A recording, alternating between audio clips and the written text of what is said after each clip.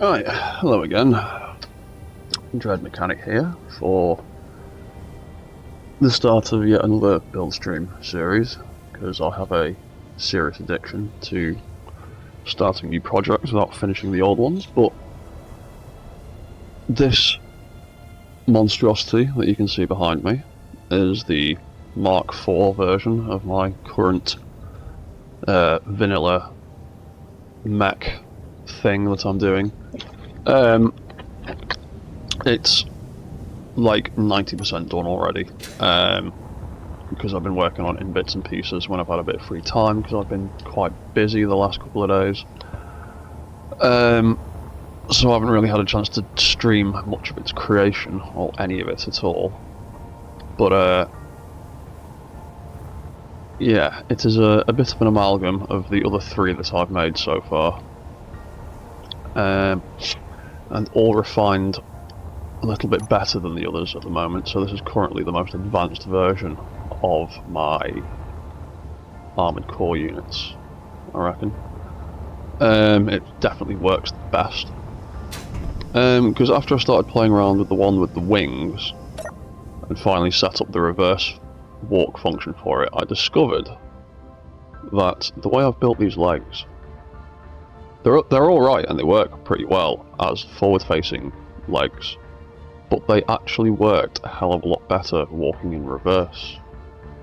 So I decided to make another one based on a reverse setup of those forward legs. And they are pretty much identical to the ones on the Angel Wings. I've just made a few little edits here and there, changed them a bit. This one's got twin rail cannon things, like the big Centaur I was making. And it's got the extra external subgrid thrusters, like Angel Wings has got, because pretty much all I did to make the foundation of this one is just chopped off the bottom half, spun it around 180 and glued it back on again. So I had to rename everything, but now this one has its subgrid thrusters at the front rather than the back like Angel Wings does. But I quite like that distinction, it makes it a little bit different, and they don't seem to dust or get in the way of the arms so far, so I'm happy with it. But yeah, it walks pretty well.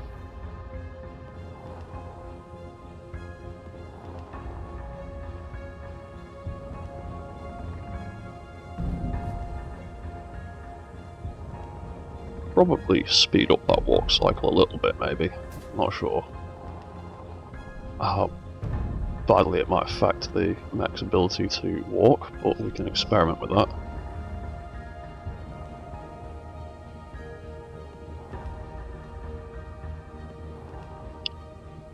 Oh, and yeah, and because this one has 4 railguns attached to it, because I'm an idiot and can't help but completely take the piss and go over the top, it now has an extra reactor mounted to the back.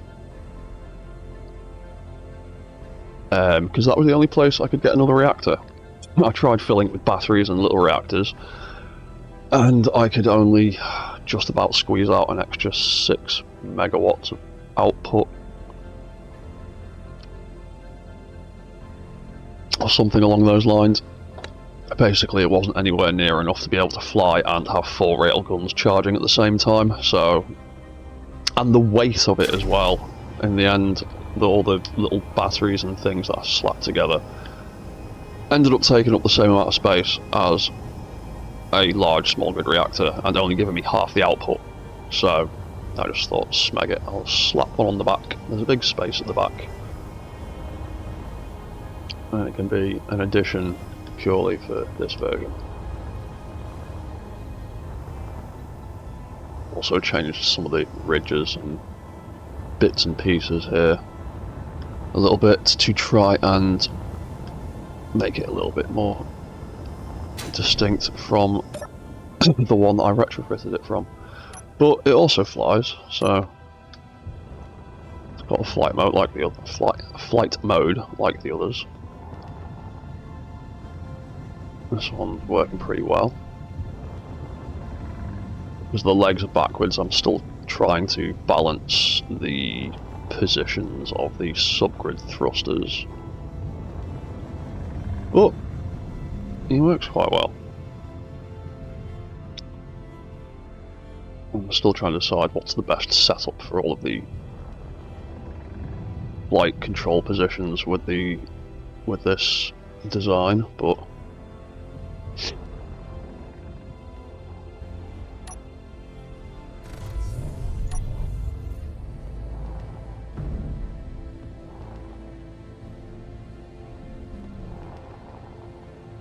yeah, as you can see, his legs are literally just. Ooh, that's a bit tippy. We want to lean back a bit. There we go. Yeah, his legs are literally just those legs. Spun 180.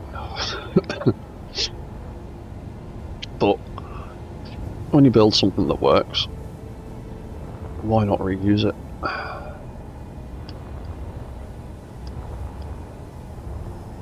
I'm also getting to the issue of weight loads at the minute, and how much.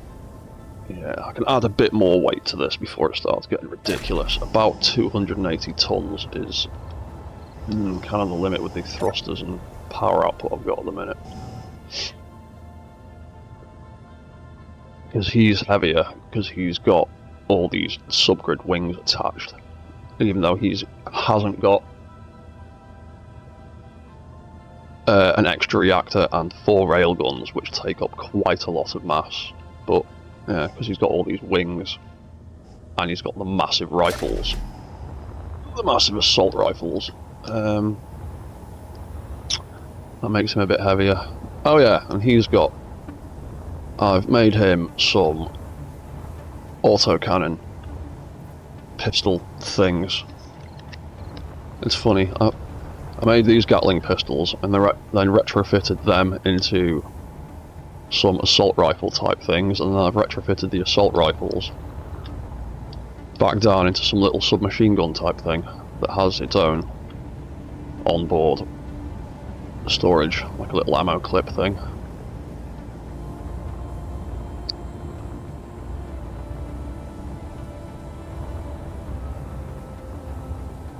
And there's some external access to it if you need to get in.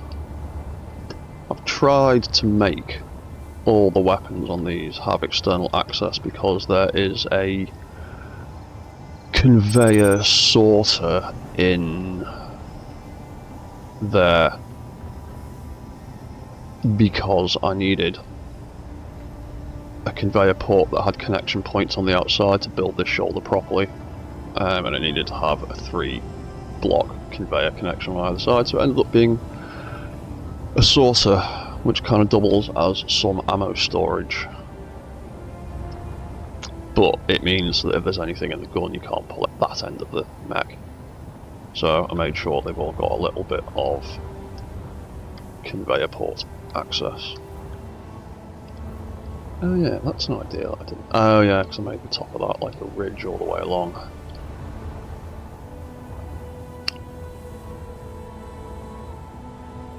Yeah.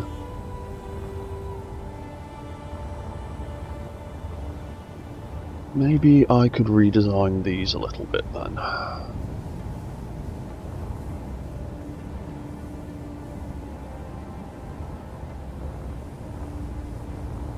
Because I like that detail from that pistol there. I like having the thing on the top, even though they're useless and don't do anything, and just absolutely have control panels or buttons or something inside them. Hey Lone Wolf!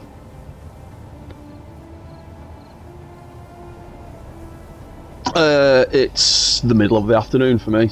It's about 3:45 in the afternoon for me. But good morning, dude. Yeah, I'm just playing around with one of my new AC units, doing a little bit more to it. Because I've got 4 of these buggers now. He needs a serious upgrade because he was the original, and these three have all been built off this frame, which turned into that frame, which turned into that frame. So these three are way more advanced than this one. I need to play around with the legs a bit more. I need to change the angle on these legs so its centre of mass is sitting a bit further forward over these feet, because he's very tippy in a backwards kind of direction. And he's also a little bit skinnier as well.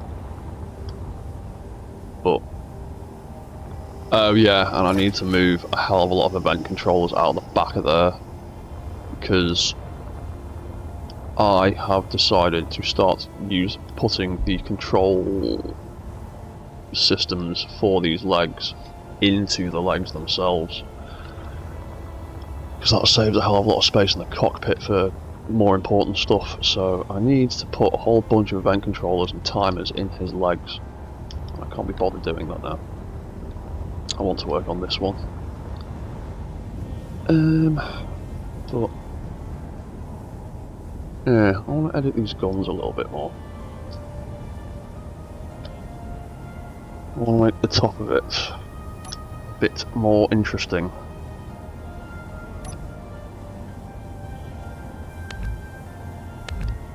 Put that back like that's like that. Let's take that out. Let's take one of them there, like that.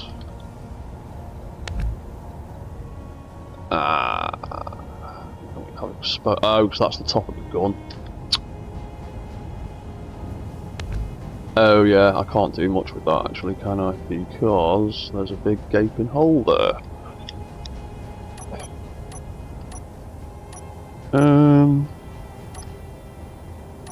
What can I do with these panels? I want to do something with one of them.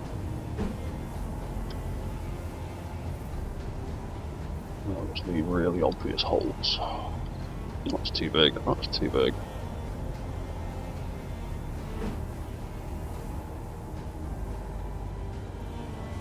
What does it look like if we just do that? Put that back. Nothing of that.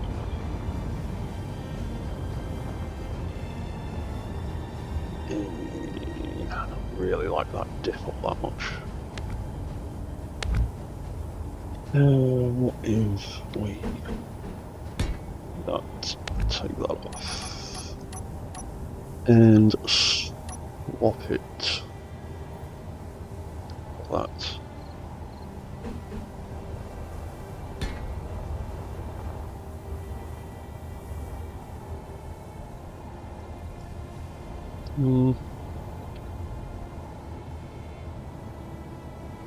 Yeah, I don't think it looks that good on this one. I think it makes that look too skinny.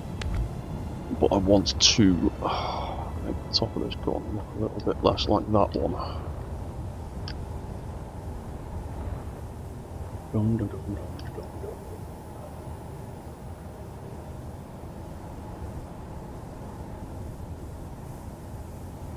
dum.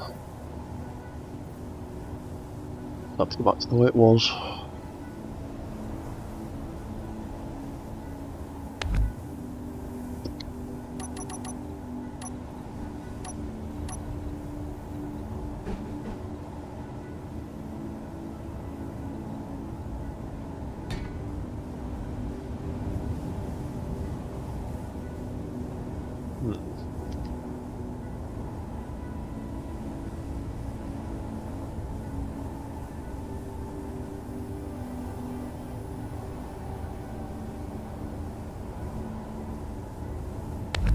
Oh, what if I took that entirely off the top of there?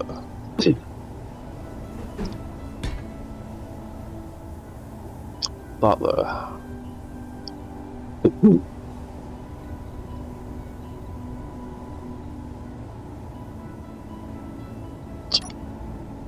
Plates across the top so... Ooh. Take that out.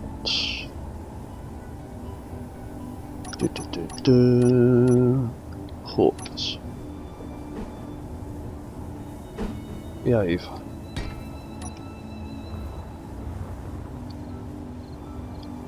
Oh, actually, I quite like that. And then for the sight on the end.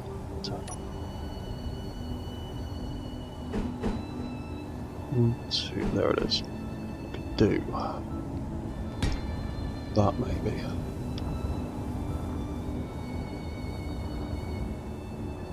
Ooh, I think I like that bit better actually.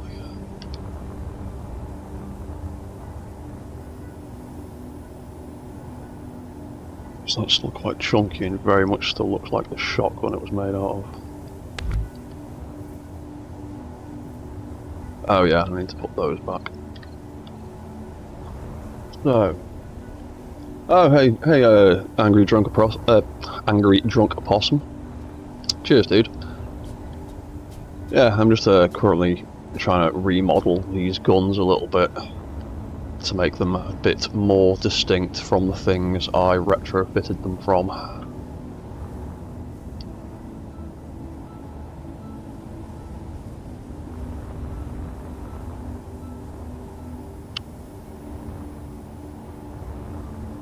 Did I do that? I chopped... Oh. Before we go over to the other one, where it was...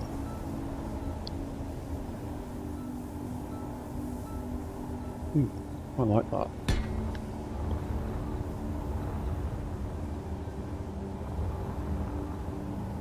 But that's already got one of them. I want to make it different. Yeah, I knew why I liked that, because I've already used it over there. So let's not do that again.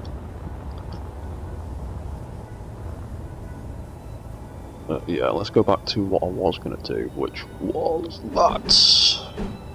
Something like that, something like that.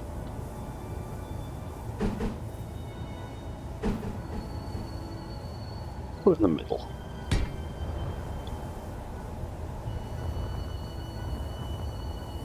Yeah, so we're going to take that off. Put that. Was it there? Yeah, it was a one block. There's a half block gap. Yeah, cool. So that's going to be like that. Then that would be like that. And then what did we have? We had... Now that there, that was going to go all the way up here.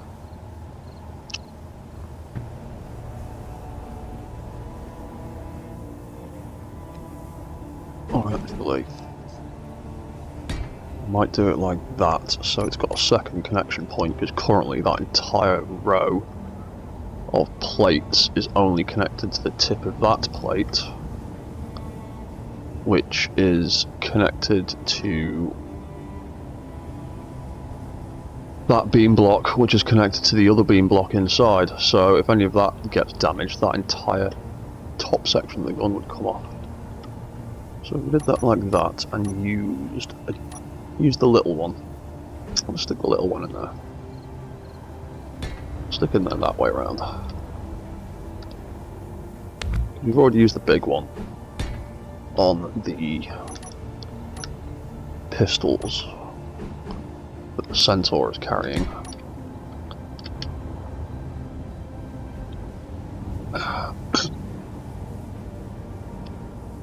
I've debated giving him bigger weapons, but he is already nearly 400 tons. Yeah, 370 tons. So let's not. I'm gonna leave him with the little tiny pistols because he's got a twin rail cannon like the Laser Raptor, and he's also got this three-way auto cannon turret, which is currently unique to him. then I retrofitted those into these Gatling turret wing things, Angel wings.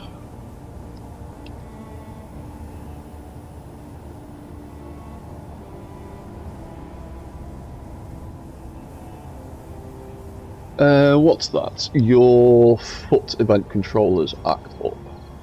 In what way do they act up? Because one of the issues I've noticed with event controllers is if you have, how to explain this? Say, for example, because the walk cycles in these event controllers are controlled by thrusters firing. The event controller that is triggered by that thruster is on the same grid here. I've noticed that if I, say, put an event controller on this grid to control something, but the trigger is on another grid, there's a weird little delay when the trigger block is activated and the event controller picks it up. And I've only really noticed it with the thrusters so far. So yeah, say if I had thrusters on here that are triggering an event block down here on a separate grid, there's a weird little delay, so I always try and make the control thrusters and their triggers, like the thrusters themselves, put them all into the same grid, whereas these event controllers are literally just controlling the hinges in the legs. They're connected again to the same grid as the things that they are controlling, and that's the only massive issue I've really noticed with event controllers, is they get a bit fussy if they're controlling things that are on separate grids to them sometimes, but not always. I'm not sure what that's about. So your legs and so what's it? You want built legs and feet, but the foot controllers act up. What are those event controllers doing? Is it like my build where they're triggering things to make them move, or what? Because, like I said, how you set them up can have adverse effects, or it might be the way that you've set them up. Because occasionally I'll wonder why the hell an event controller isn't working properly, and it'll be something as simple as hang on.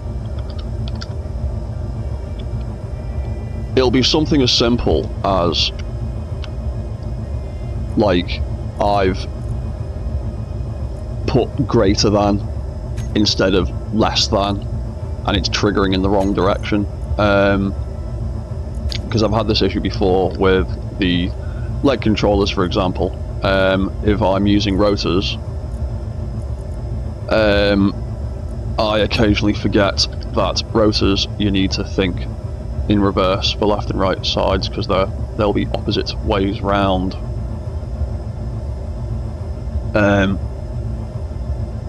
Which gets a bit annoying sometimes.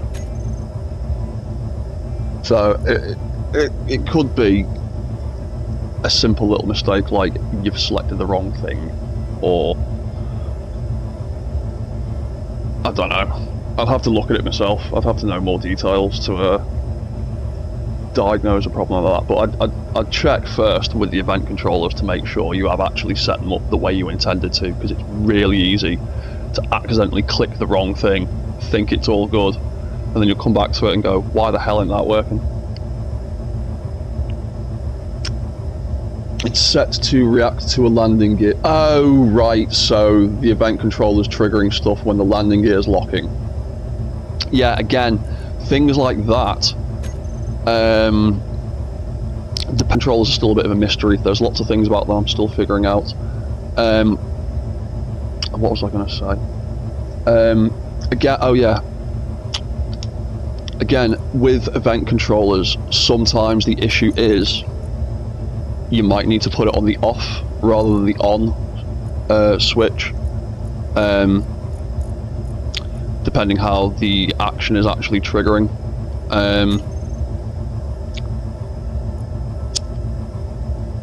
Or the way the parameters are set up. Another thing I noticed about event controllers the other day is the gating system on them. Where's the controller for that reactor? Now, these two big rail cannons up here, they've got 2 rail guns in each one, and when they're all recharging at the same time, they drain a smegging load of power. And I tried to deal with that situation by adding 2 sets of lots of little batteries and reactors for each of them to add additional charge when each of those individual turrets is active. Did not work, couldn't squeeze in enough power to justify the weight and the mass it was adding, so I ended up throwing on 1 big extra reactor at the back with all those red lights on it.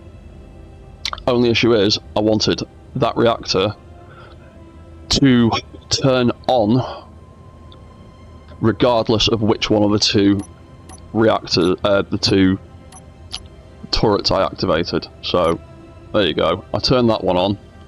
You can see the red light spinning on the back of that reactor. That indicates that reactor is now on. If I do the same with the other gun, it'll turn both of them on. Either one of those reactors turning on will turn that reactor on, but initially turning either of those turrets off would turn the reactor off too, and I wanted it to stay on as long as one of the turrets was active and turn itself off when both of them are deactivated. I know that sounds a bit weird and complicated, but what you can see there is the result I wanted. Turn on one turret, it turns on the reactor. Turn that off, it turns off the reactor. Turn on both turrets, and the reactor turns on. And then it doesn't matter which one I turn off afterwards. Hang on. Oh, I've just broken my railgun, I think. Hang on. Let me spin that back round into position. There you go, that should be active now. There you go. Right, so what was I saying? Yeah, so if I turn that off and the left one is still activated, I wanted the reactor to stay powered. And so, what I thought I needed to do, initially, was set up a reactor for a controller for the reactor.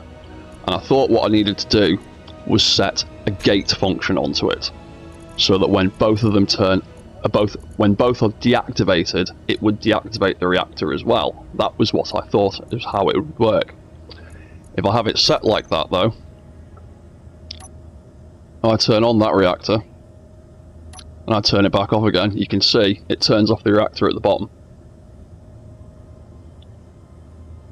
And I thought, why is that doing that? I thought it would wait for the gated response of both of them being deactivated at the same time to turn the reactor off. And there you can see it turns it back on again. That turns it back on again. And if I turn the first one back off, it turns the reactor off again. And I spent 10 minutes going, why the hell does that not work properly? Apparently, event controllers have a gate switch built into them. That AND gate function, apparently, is just a reverse switch. It will gate your off functions when it's switched off. So it will wait for these. It'll act as a gate for these when it's switched off. If you turn it on, it then becomes a gate for this side and is not gating that side. And once I figured that out, it meant everything fucking worked again. But yeah, sorry for that ramble, and I hope you could understand most of it. But yeah, event controllers have got a lot of things in them that I'm still discovering, and aren't really explained properly anywhere, as far as I know. And I just need to reset that now, back to turn that off. So now, when we turn that on, the reactor is on. If we turn it off, the reactor stays on because the other turret is active. If we turn off that other turret, the reactor turns off. Yeah, complicated, elaborate, but it means there's always enough power for both of them without constantly having to have that reactor on and just chewing through the uranium. Because it's beneficial having that reactor on for the thrusters, but I've noticed that it ends up making you chew through the uranium storage a bit better.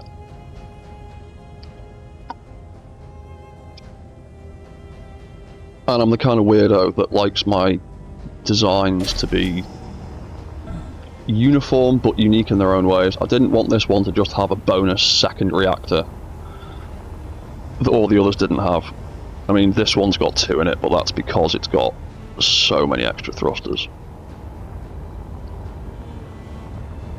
And I also couldn't think of another place to put a second reactor, so I just thought I'd slap it on the back there.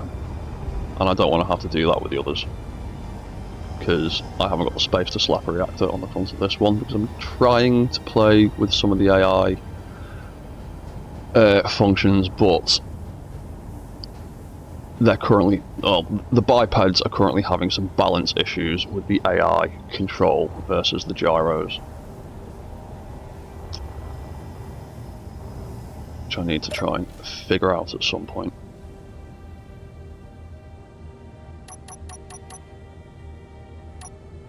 Well, I can turn walk mode off, I can turn flight mode on. And you can fly around.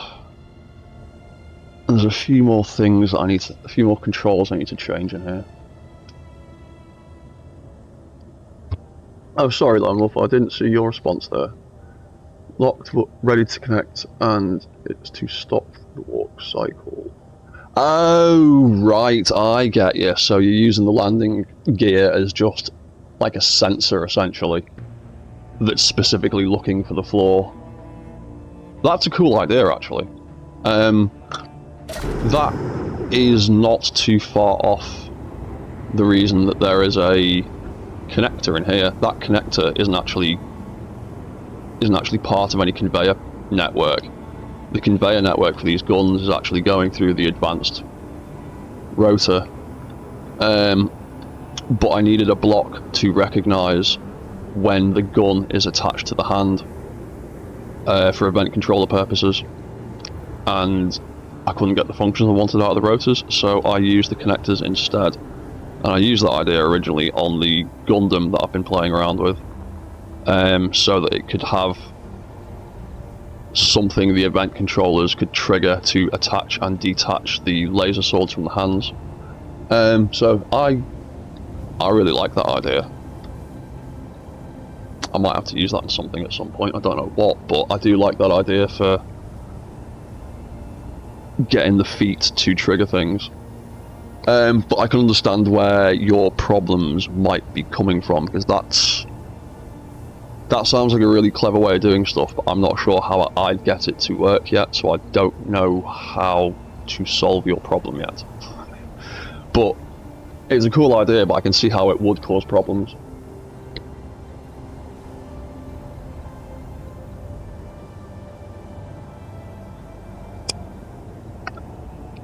Oh, and yeah, the railgun power issue is, it's literally just when they go on charge. Like, I've got a fairly decent balance of like power output versus mass versus thrusters to make all these things fly. It's literally just when they're charging after firing that it makes the power spike quite dramatically. And adding that on has provided me with pretty much enough power, because Railguns, where are they?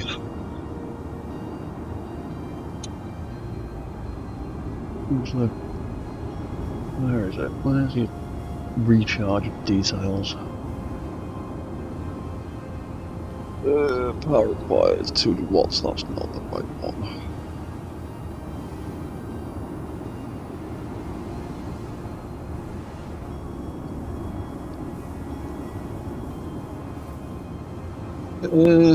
Oh, they've... Oh, some dated build vision.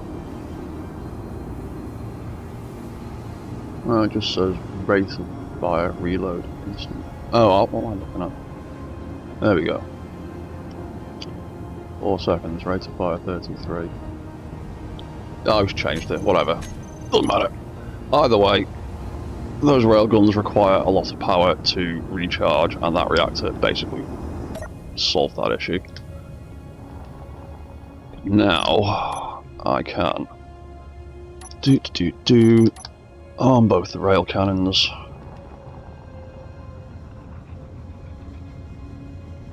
And I've got a decent amount of forward, backward. Still not great on the left and right, but that Gigabachi has wandered off quite a long way.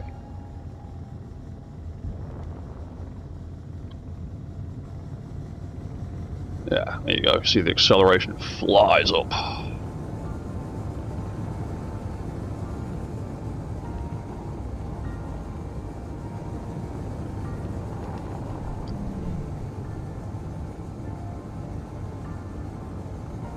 There we go. There's the Gigabachi.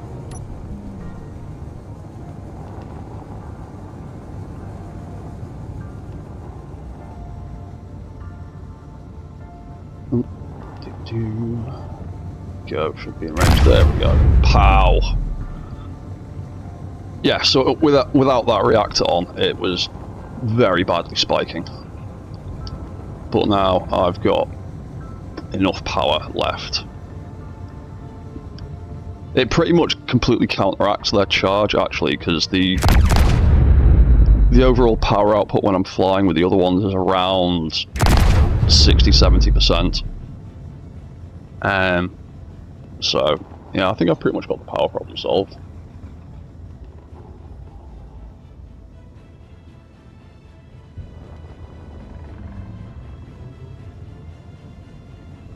Yeah, that's 6 for one and 1 for the large. Yeah, that's pretty much the balance I'd worked out. It's just I couldn't really.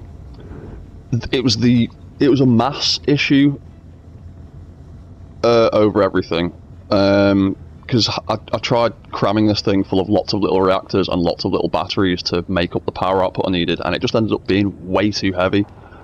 And just slapping one big reactor on the back ended up being more than enough power and like half the amount of mass of the other system I tried to come up with all the smaller blocks. So I just went with the big reactor, and I think it looks quite cool sitting on the back like that.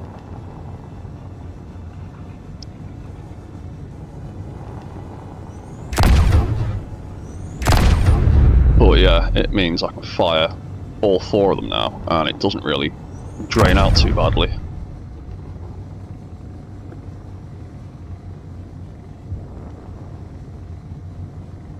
And I've still got some pretty decent gyro control with the mouse.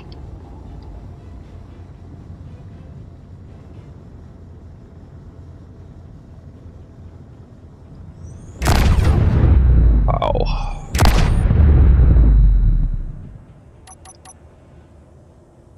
And they can just be reset.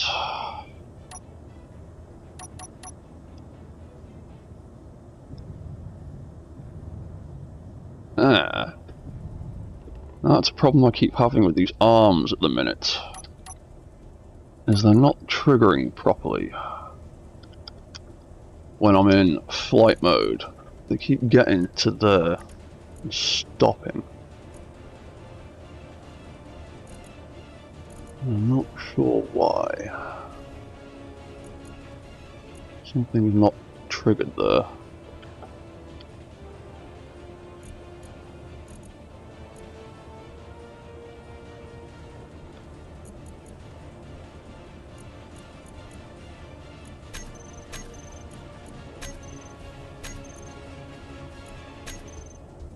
And there we go. Right, why haven't you been deploying properly?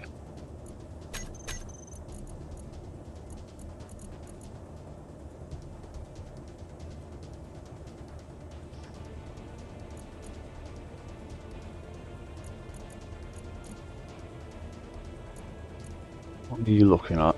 You're looking at that hinge. You're looking at that hinge. Alright, so left arm, there you go. Alright, turn that off.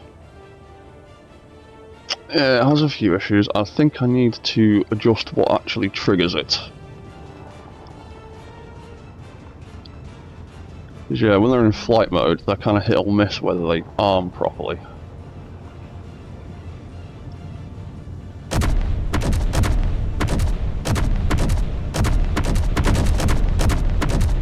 But then again, that system is a holdover from the Mark II, and they might not actually need those event controllers anymore.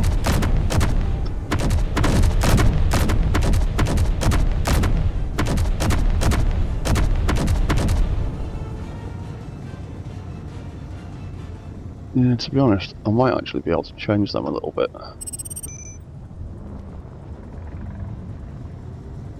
The only reason they had that big swinging animation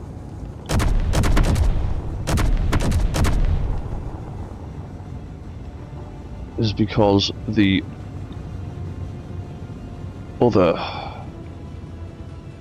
Mark II needed a big swinging animation to get the arms up and over the four-leg setup, so I don't think they actually even need them anymore.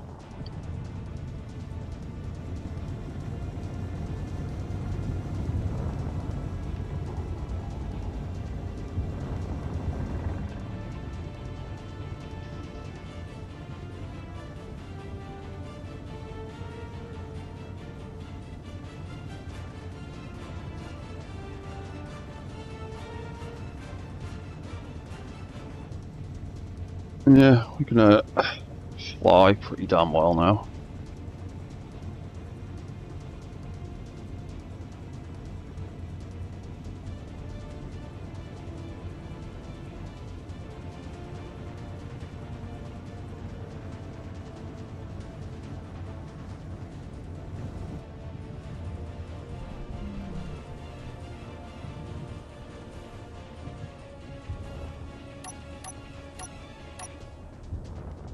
Yeah, so these arms, I need to figure out a way to make them not give me grief.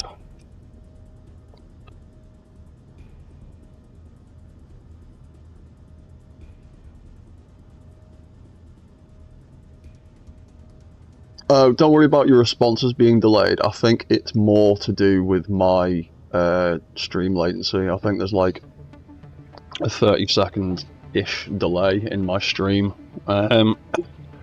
because of my bandwidth restrictions. So it's more likely me responding late to you than anything.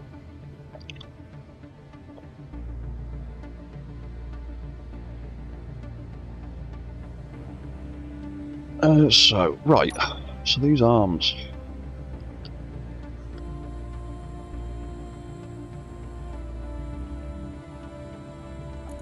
Arm left on.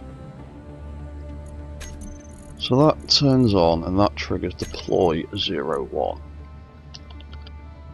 Deploy 01.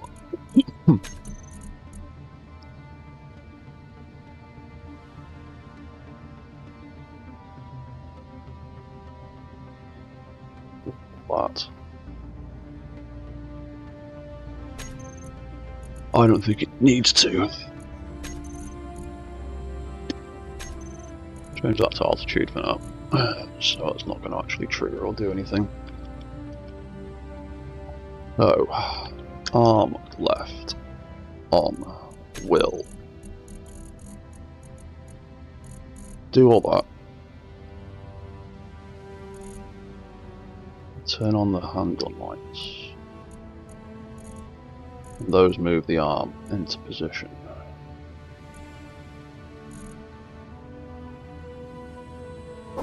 We in fact just changed that to deploy 02 because that does the AI control for the arm.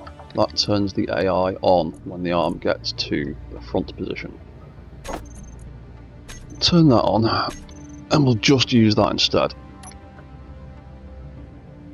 And the arm goes all the way up there and doesn't trigger because it's looking at the wrong thing, going in the wrong direction. So what we actually need to do is change the arm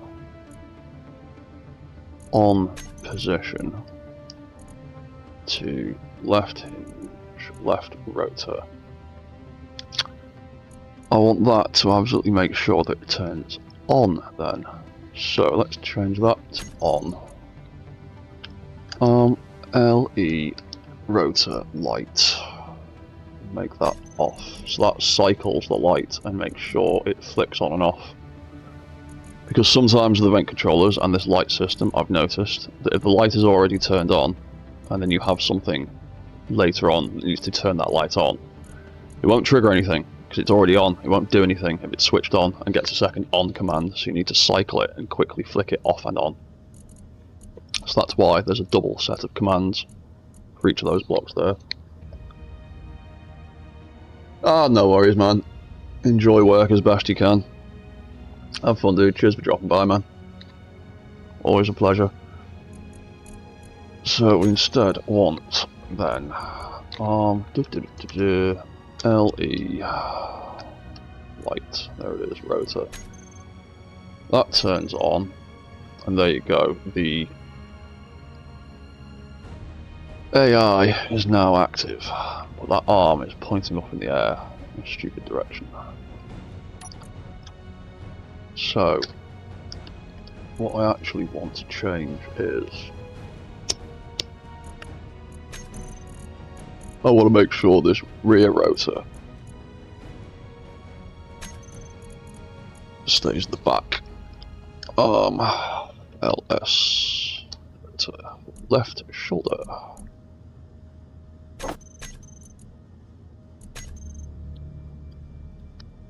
Lights LS rotor. So I'd actually want that to be back there, but it's not going to do anything because the AI is active.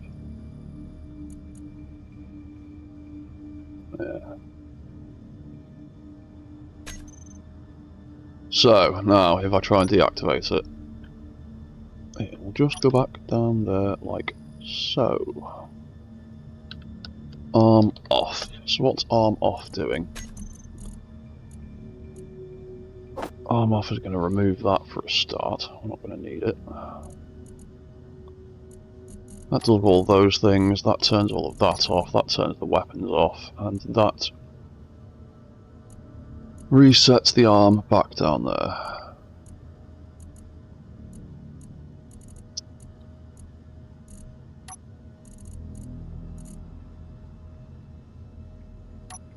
Controller arm reset.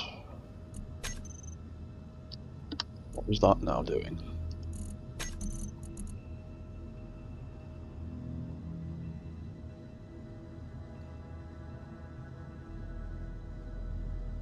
It is resetting all of those to that position.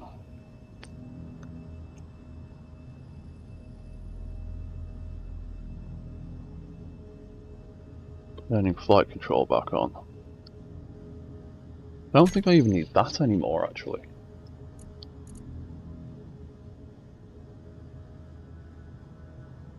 Potentially take that out. Because all that is doing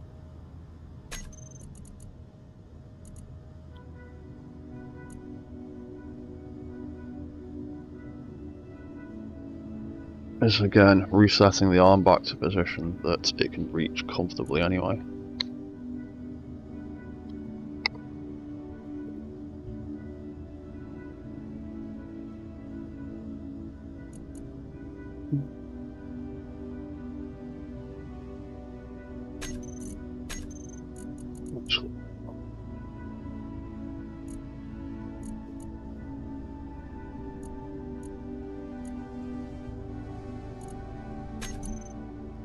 less hinge.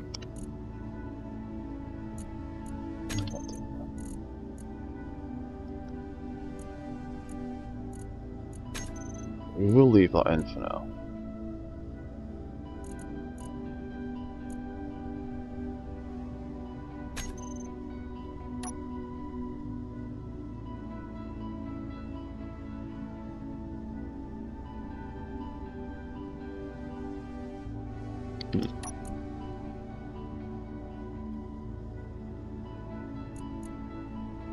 Arm to deploy.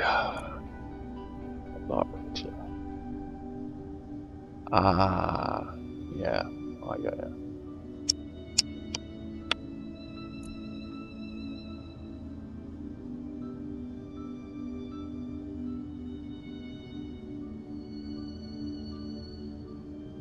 Right.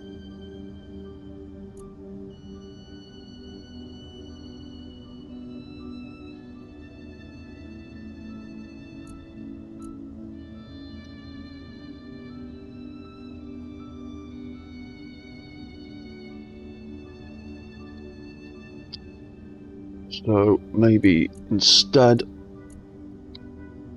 for the deploy, we will make it look at the elbow hinge instead. That's currently at 25.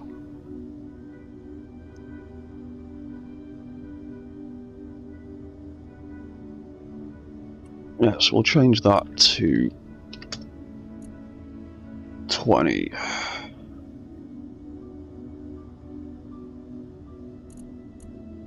Oh, I'm looking at the wrong hinge. Dumbass.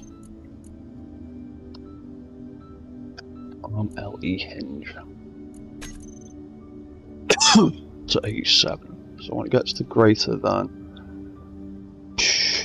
80.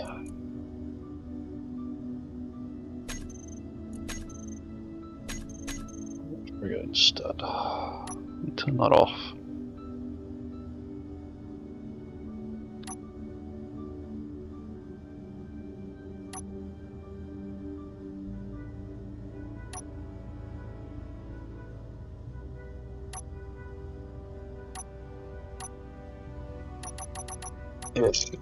Right. That didn't work. What I've done is turn that off.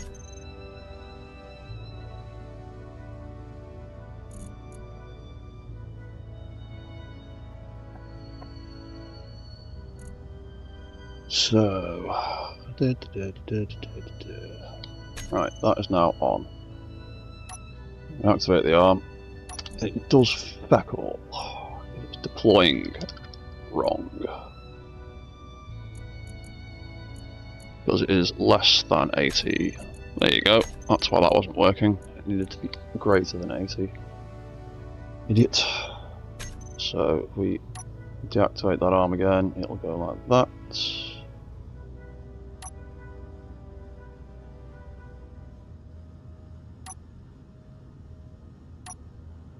Alright, well that's turning on and off. That looks stupid. So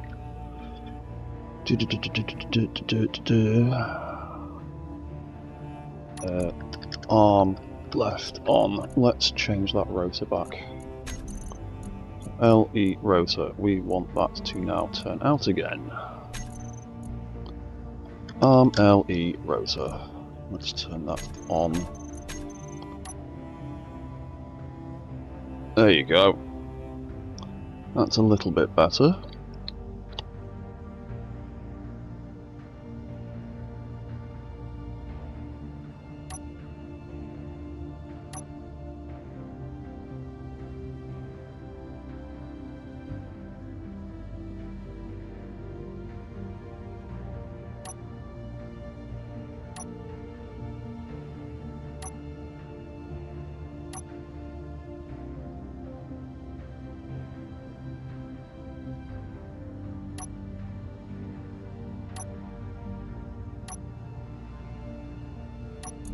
Or we could go back to how it was. I'll be looking at that rotor again instead.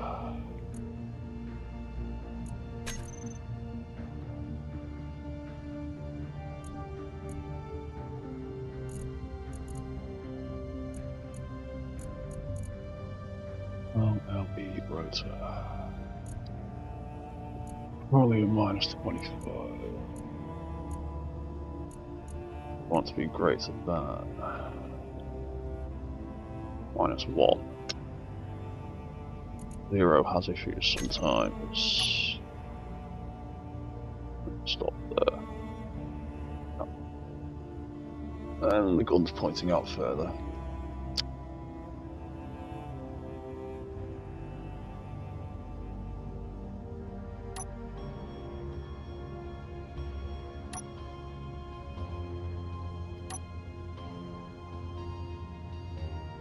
Actually, why am I even lifting the arm?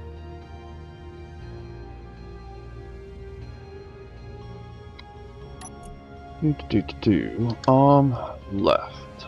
If we... So what is it I don't want? I don't want the shoulder to lift up.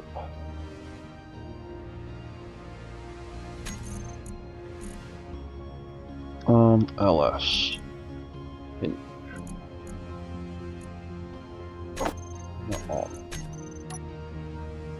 Just does that. Yeah.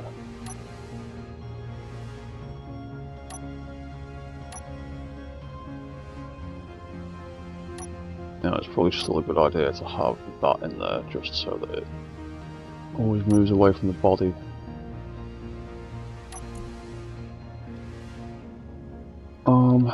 Deploy. Let's change it back again.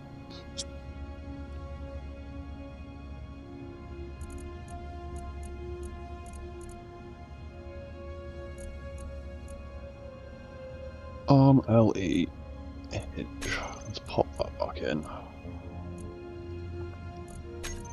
So again, we'll put that back to we'll make it 85 because that's a little bit before its limit.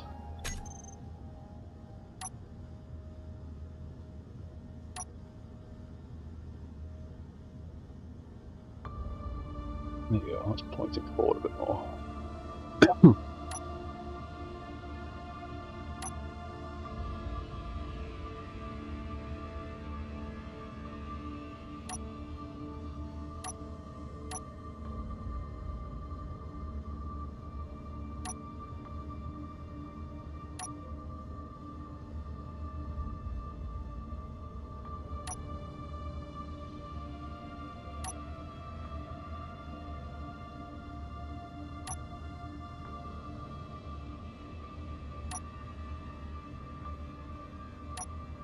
Or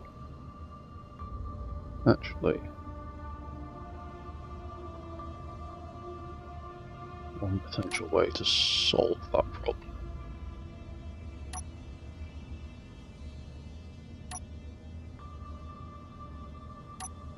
is I do still actually quite like that animation. I lift his arm up. That one's just a little bit boring and simple.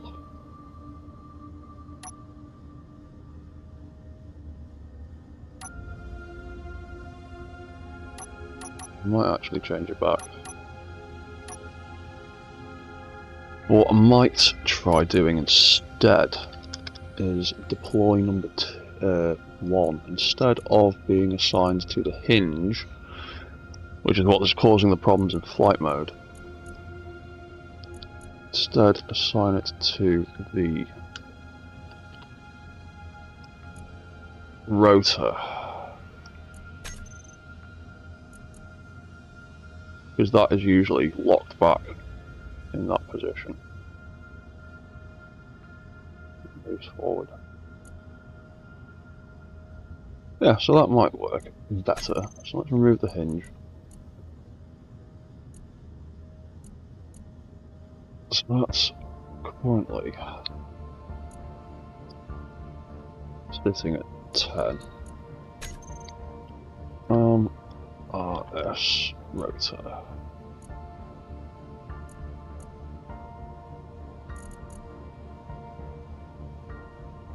your lower limit is minus 35. So when it gets less than minus 30, deploy. Arm rotor less than minus 30. It should do exactly the same thing as it did before, minus the problems, hopefully.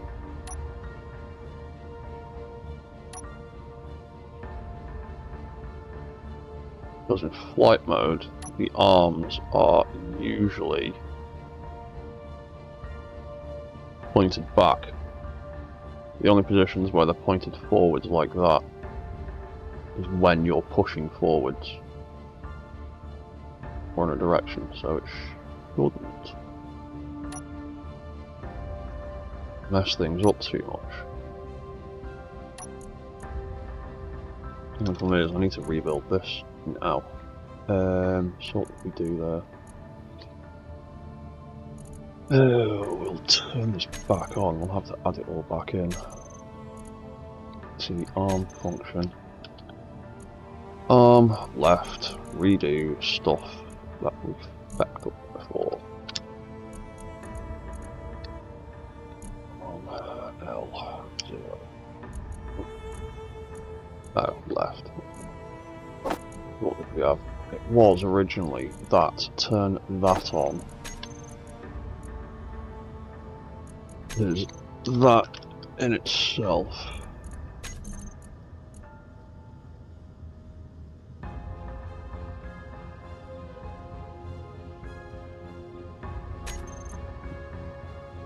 We're supposed to trigger number 2. Was it? Ah, yes, it was. So, deploy left L0. Oh, it's doing it. Ah, right, so it's set up properly. Okay. So, we wanted this to instead look at the LS rotor. Where's it gone?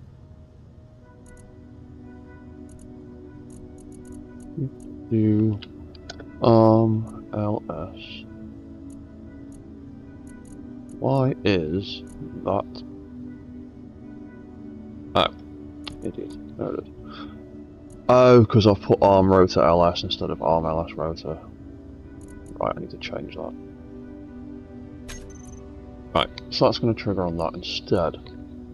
That is the other way around, so that is going to be greater than 30.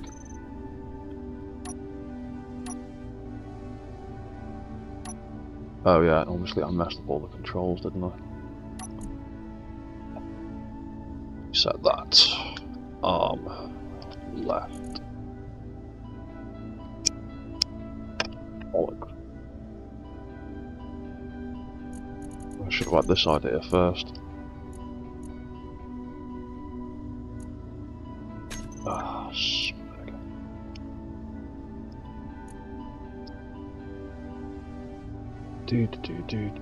Right on that. So, hinge off, rotor off. Hinge off, rotor off.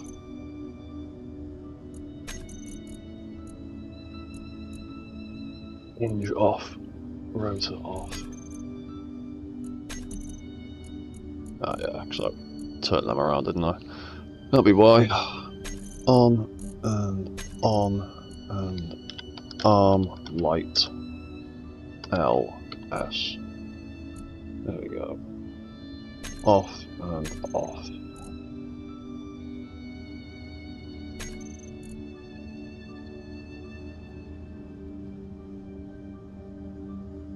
The problem else will be broken in a minute. So turn that back on. Reset our arm back to where it was. Oh yeah, and then we need to change that back, don't we? So it'll be deploy. What we Yeah. RE rotor. Yeah, we changed all that, didn't we? So, LE rotor. Put that back. Remove that. Wasted hours and hours and hours of our time for no reason.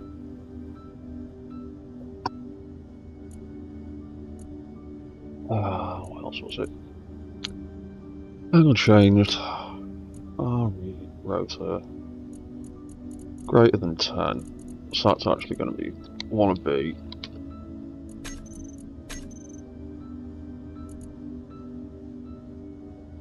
less than that, I think. Find out in a second. Turn it off. Turn it on. There you go, that's the one. So, right. Okay. They're using a different thing to trigger them. If I fly up in the air, do a bunch of flying around,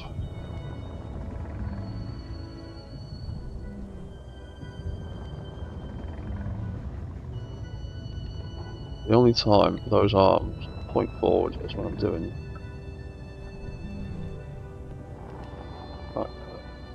when I'm literally only when I'm flying forwards. So I should be able to trigger these arms, yeah, without them freaking out.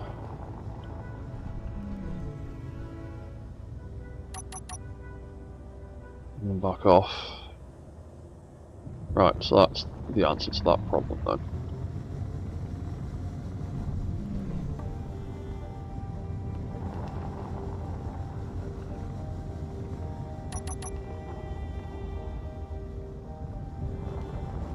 Yeah, there you go, okay. That's a bit better.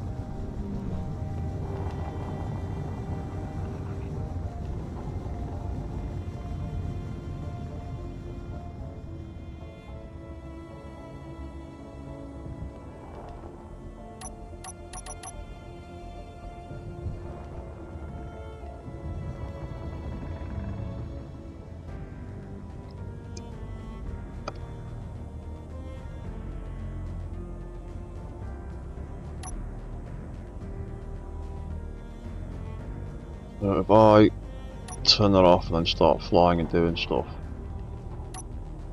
does it break that?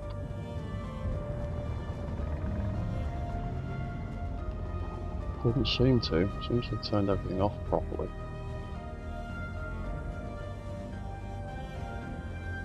What if I trigger it and start flying and doing stuff? That doesn't seem to make any difference. Actually, it turns off.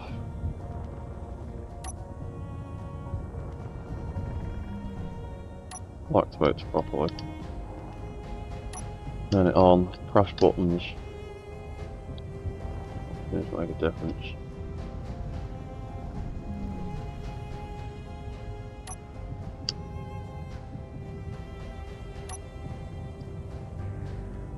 Oh yeah, because I've set a flight control thing in there to stop it, that's why.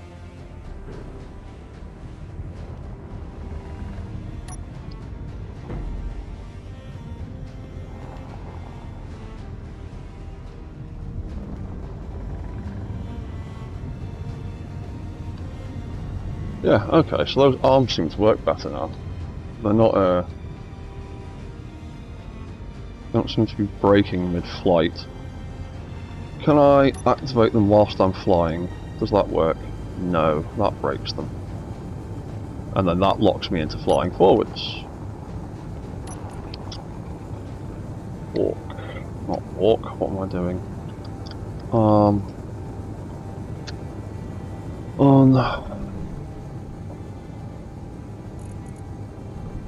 Turn that on. Turn that off again. Yeah, that's an issue.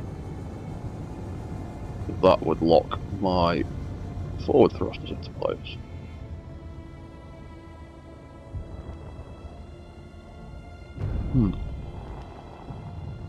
how do we solve that issue?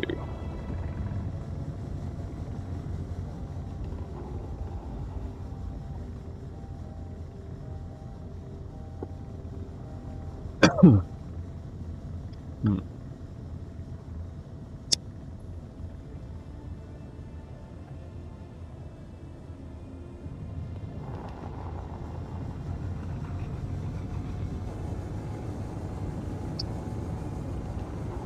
Bum, bum, bum, bum, bum, bum, bum. Ah! What we could do is, whilst we are activating one of those flight controls, it turns off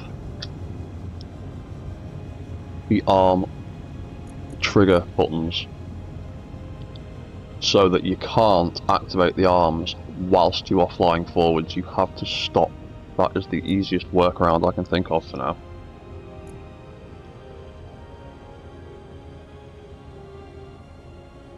Because otherwise it's gonna, I mean, it doesn't mean you have to stop, it just means you have to take your finger off the forward controller for a second and it should be fine.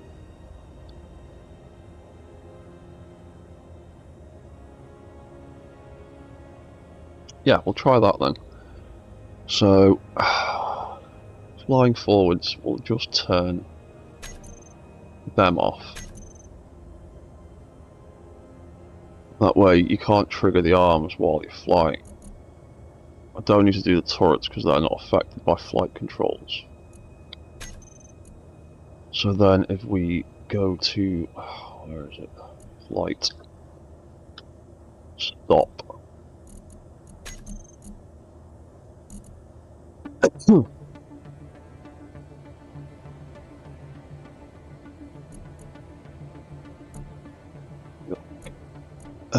That will turn them back on again. That means when I'm flying forwards, I can't accidentally trigger the arms and break everything. If I want to, I have to turn that off, and then kicking into flight mode, I can immediately press the fly forward button again, and it doesn't affect much because I've got those turned off for a split second. Yeah, I think that might solve that problem. Because when I've got that button held down, I can't activate the arms. Let go of it for a second and throw the controller back on. Can't turn it off. There you go, everything's turned off. Right, that seems to be the answer to that. Groovy. Let's just slow down. Right, if that's the answer to that, then I need to apply that to all the other flight controls. Because they all move the arms in some way. So, let's do that. Did that work? Yes, it did. Thank God. So all we need to do, now that we've got flight stop set on, is just... done forward, done down, where are the others? Left. So all we need to do is turn off these timers in all the other flight controls. Right. Let's turn that off and off. Oh, that's reverse rather, that's right. Doesn't make a difference, they're all getting switched off and everything else anyway. And stop we've already done, and up. There we go, that's the last one. So that now means when we're holding a directional key, we can't accidentally trigger the arms and break everything, or lock any of our thrusters into position. All we need to do is release the button for a split second, and then we can go straight back to flying. Undo it like that. There you go, because the first step of the arms turning on and off turns off the flight controls. And when the arms activate fully and the AI kicks in, the flight controls kick back in. So the two basically turn each other off, so you can't use both at the same accidentally. Cool. If I fly down, I can't accidentally do anything or break it.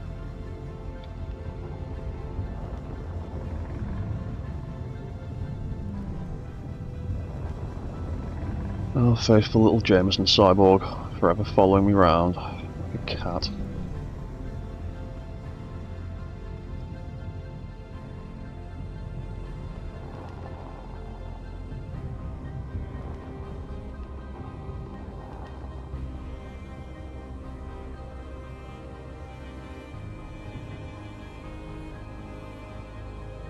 Cool. So we can then turn flight mode off, turn walk mode on. We can go for a little stroll. Ah, now we might need to do the same thing with the walk mode control, because if I'm holding the forward key while walking and then trigger the left arm, it's fine. Deactivate the right arm, it's fine. Okay, that's alright then.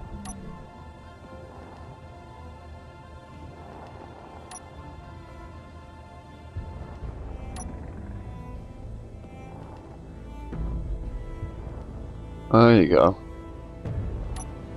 Oh yes, yeah, because it's tied to the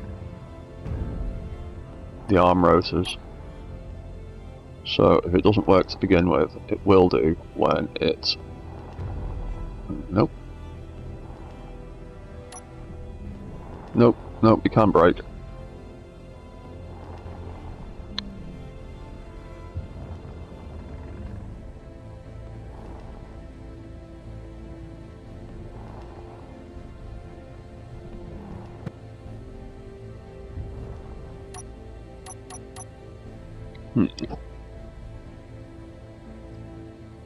Yeah.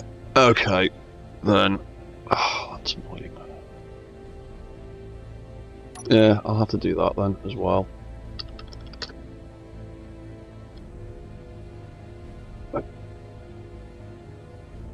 Because that arm is now stuck in that position.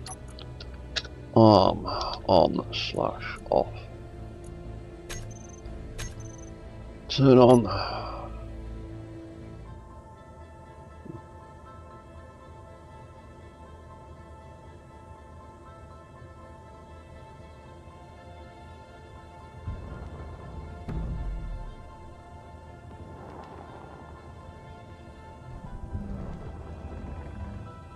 Oh, you know what I also don't need anymore? I don't need the arm sticking out that far. So, walk forward.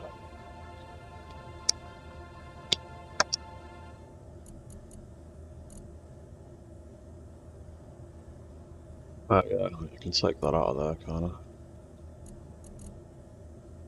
Well, walk forward. Just doing the legs. The arms were in here, weren't they? Leg lights, foot lights. Where are the arms? They're in the start timer. Yes, they are. Oh, and there's still a whole bunch of stuff I can delete. It's left over from when it had 4 legs. Do.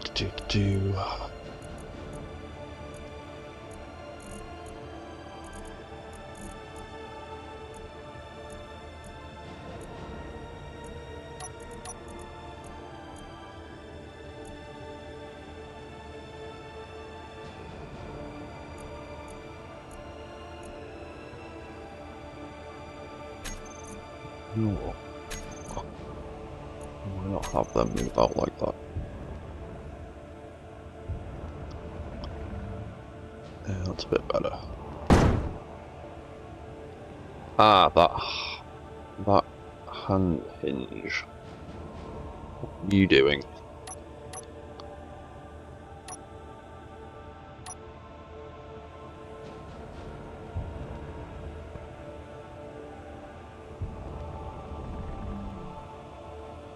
Right, because I like them moving out as like an indicator. Right, so walk forward. Start. Where are those hand hinges? I haven't got anything for them in there, so that can go right there. And light.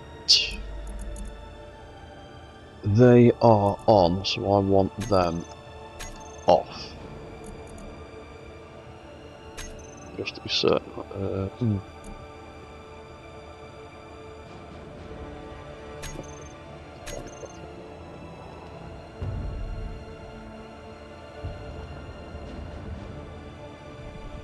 There you go. It's a bit more sensible. His arms aren't swinging out as far anymore.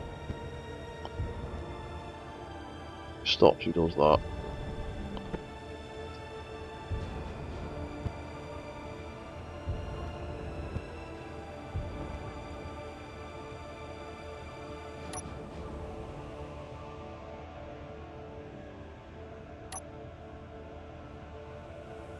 Oh, but then there's no visual indicator of when walk mode turns off again, is there?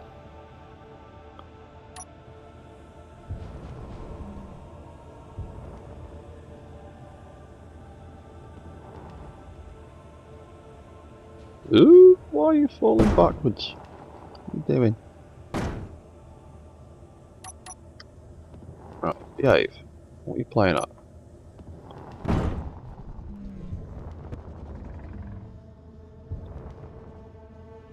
Yes, yes, yes, bouncy, bouncy. Right, turn that back on again.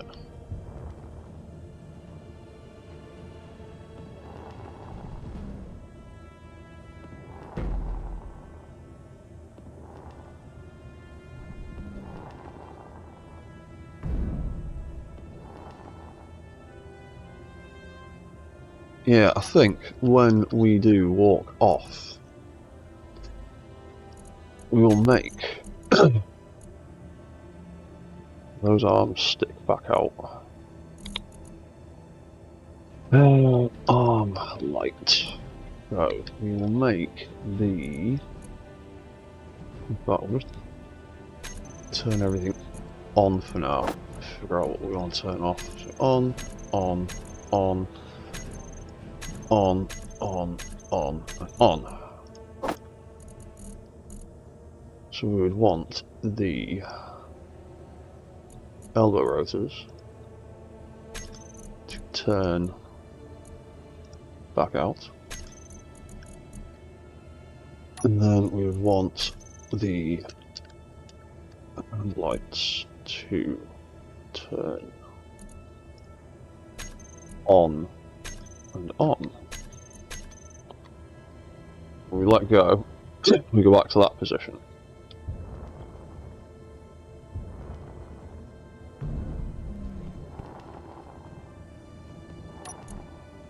All on. I want those arms to pull in sooner than that. Light.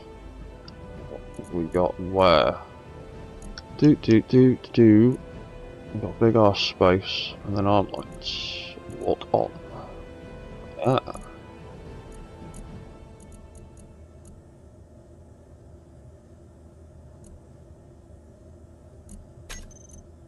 Oh, hang on.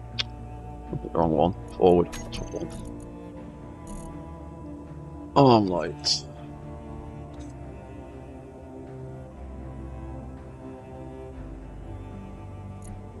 Those feet forward. Arm lights. On, on, on, on. On, on. Reminds me. I just added a whole line of stuff to the that doesn't need to be there.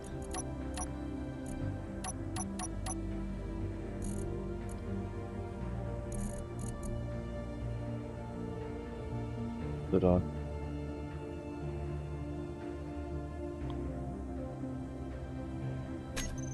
Yeah, idiot.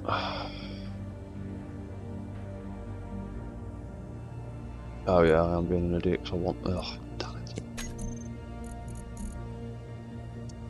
Oh, mate.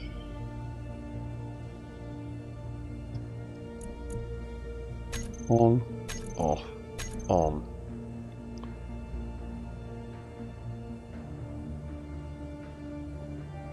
On. On, off, on.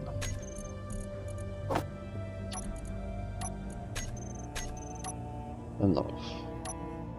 Turn that on. Right, so that's letting us know that it's on and off.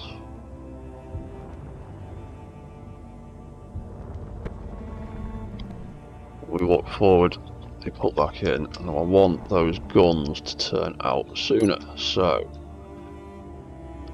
walk forward on. That does the arms.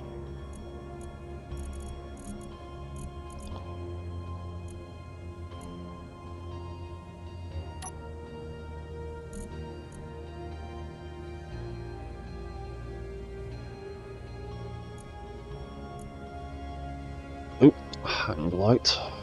Hand light. So they want to be off and off, I think.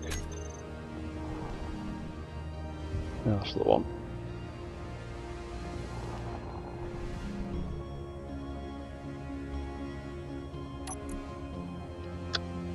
I have accidentally turned.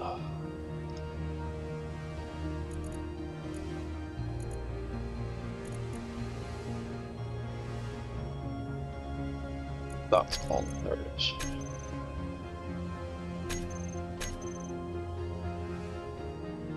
Alright, so we walk forward, the arms pull in again.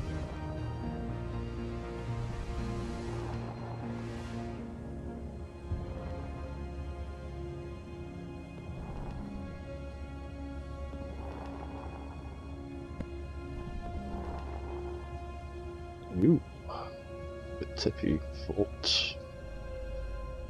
We are moving quite quickly. Then we turn it off, they go back to that position. That's fine. Right, so what we actually want to do is when we are walking forward,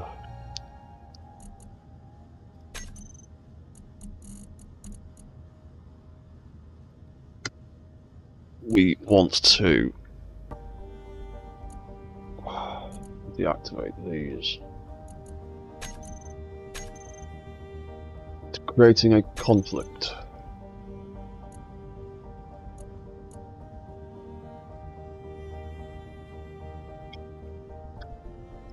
I want to do the same in reverse.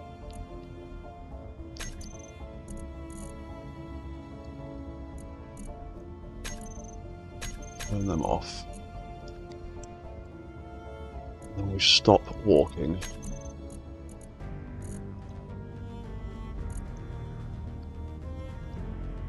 We can turn them back on again. And that will prevent us from accidentally breaking the arms.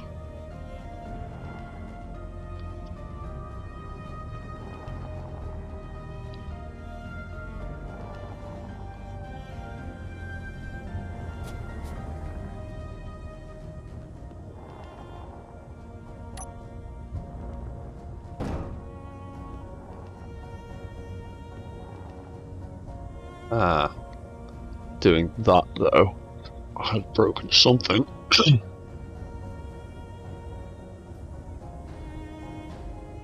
Ah, yeah. That's...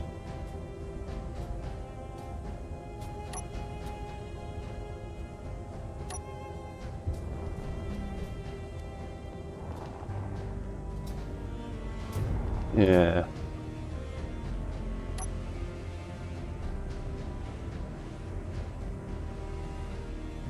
Yeah, so the arms are gonna have to have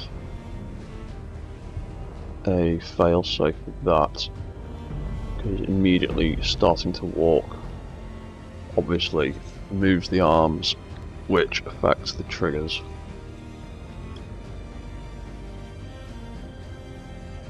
Or the arms.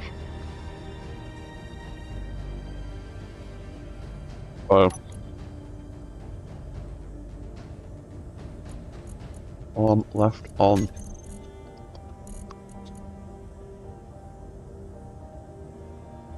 Right.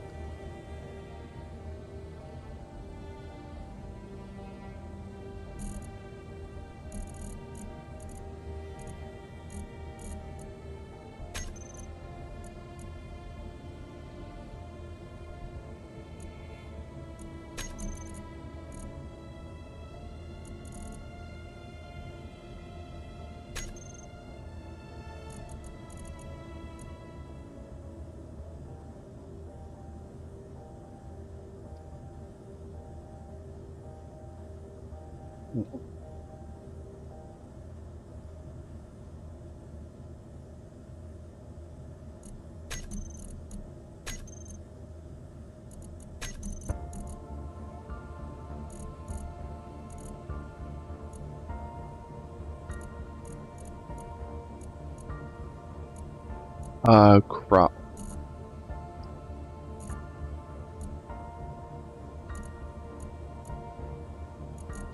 That needs to be back there, just in case.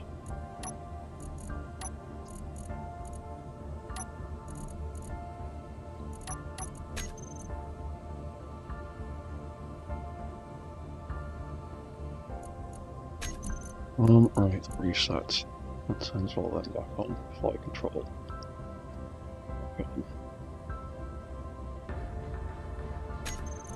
Right, so it was that, wasn't it?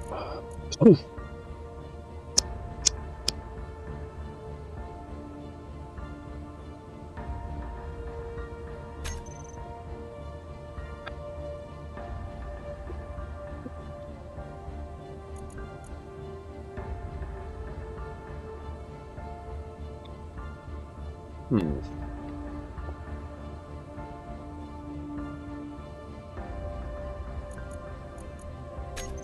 So, right.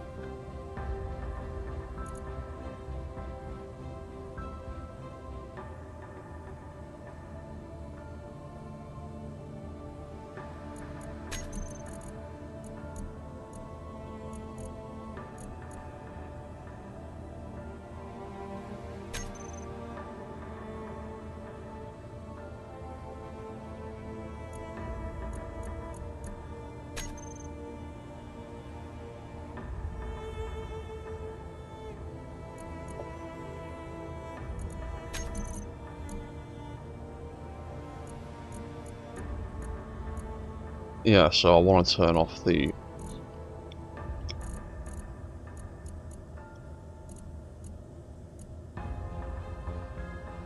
forward and reverse on.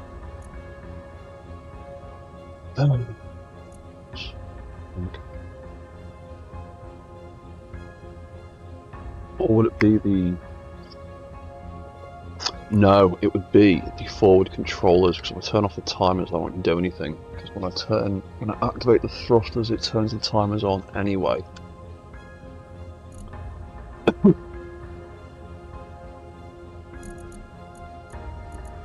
So what I would need to do is deactivate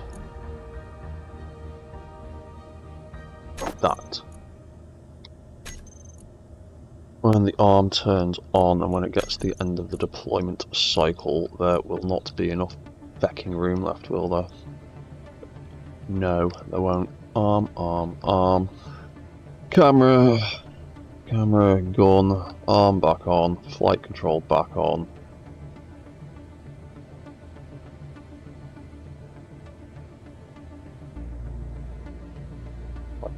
On.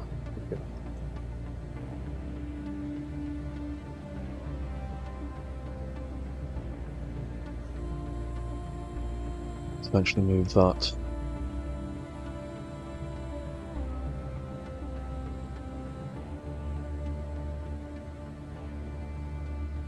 Yeah, we'll move that.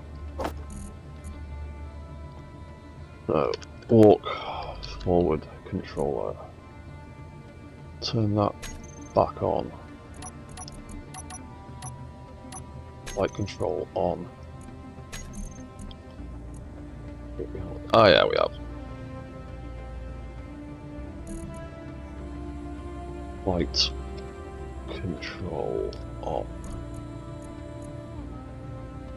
Turn that on there.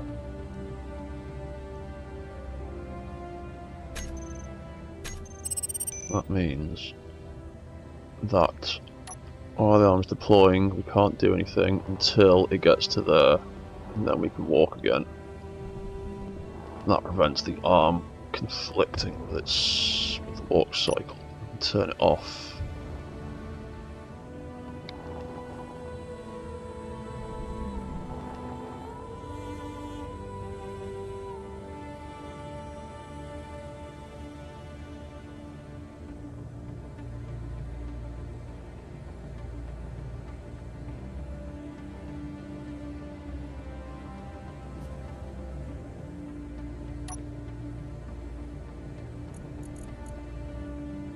Oh, they were all being switched on, obviously, aren't they?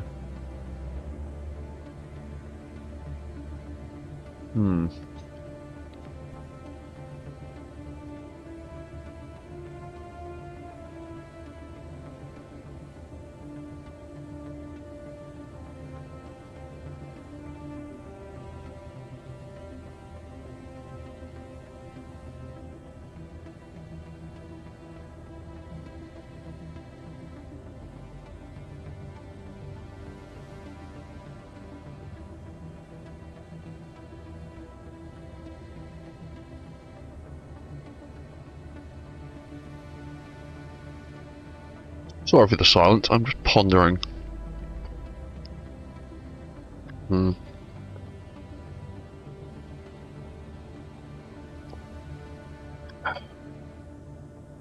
Perhaps it's a problem.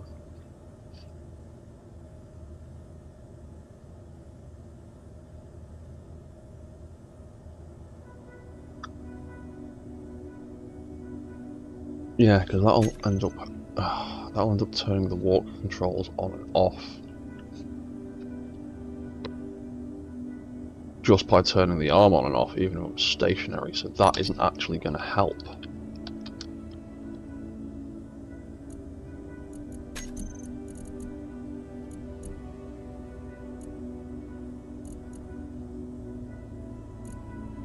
That is actually potentially going to cause more problems.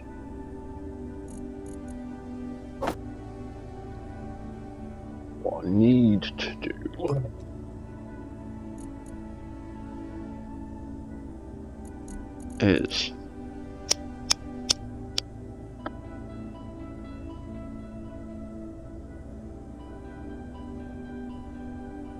what I need to do is just have triggers for them and have those triggers turn on when the appropriate mode is turned on. That way the arm will be triggering a timer that isn't switched on when it doesn't need to.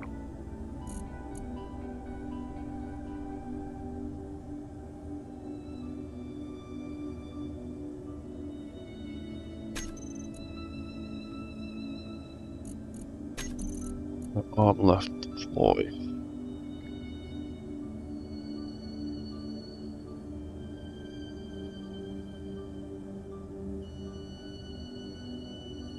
Wouldn't need to turn flight control back on. Deploy 2.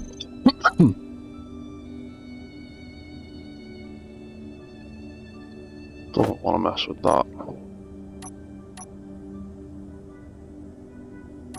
Deploy 2 does want to trigger that though.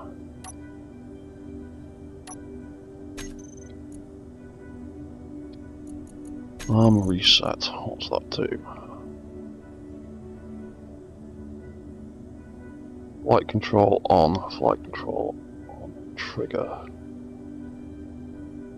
Arm left on. Right, we'll take that off. We just want it to trigger that.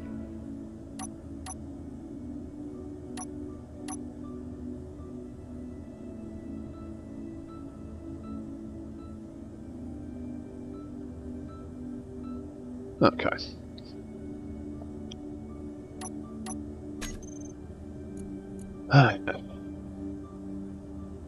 So we effectively need.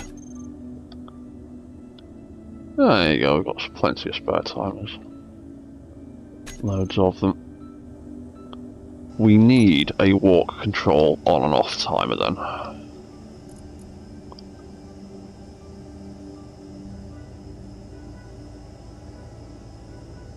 We'll use those two. So that can be walk control on. That can be walk control off.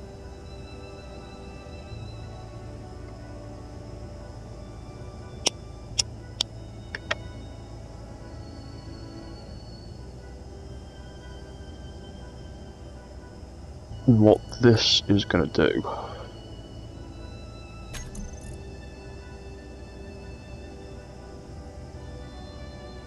is just disable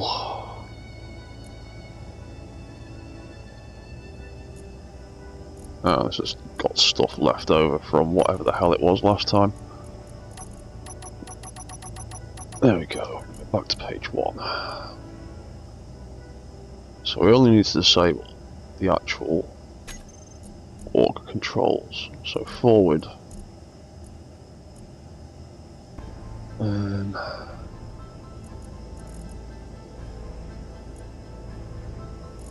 Where's reverse gone?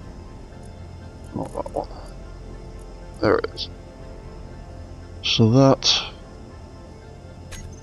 and that would need disabling.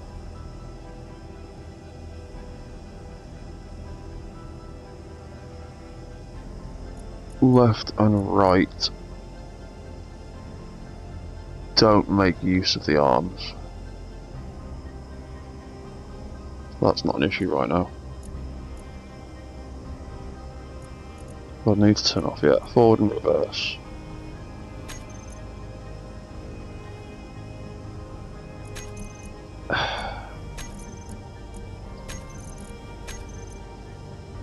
That's off. That'll be walk, control, forward.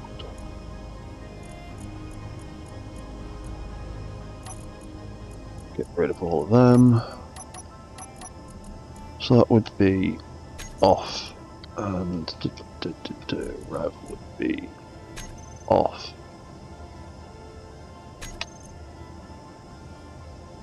Alright, so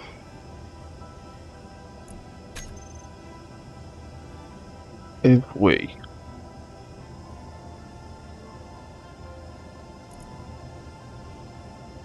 when walk mode turns on,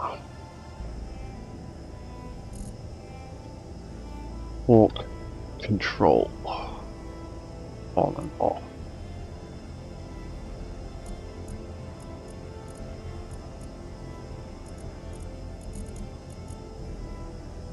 If we turn these two on,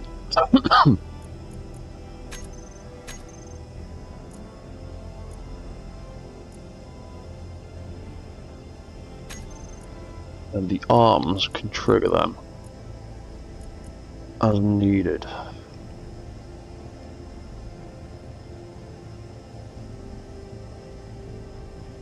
When walk mode is turned off.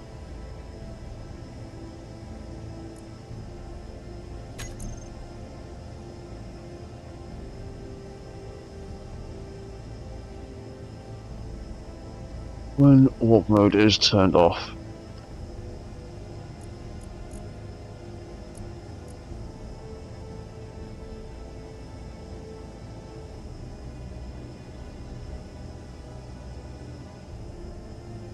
we can turn it all off again. Flight mode off. you could turn them off right at the end of the cycle. Hopefully not cause too many issues.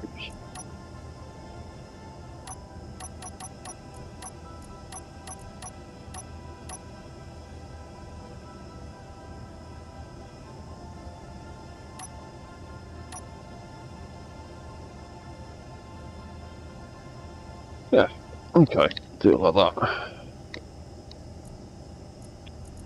I think.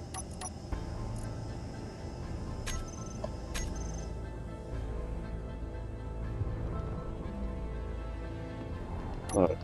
When we're walking, we can't trigger that arm. We have to stop walking and we trigger it. We start walking and break the arm.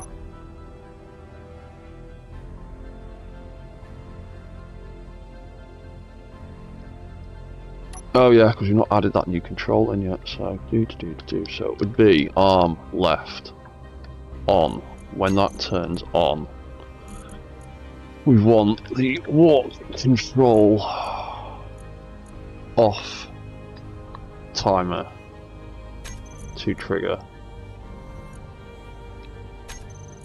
And then when we get to the end of the deploy cycle,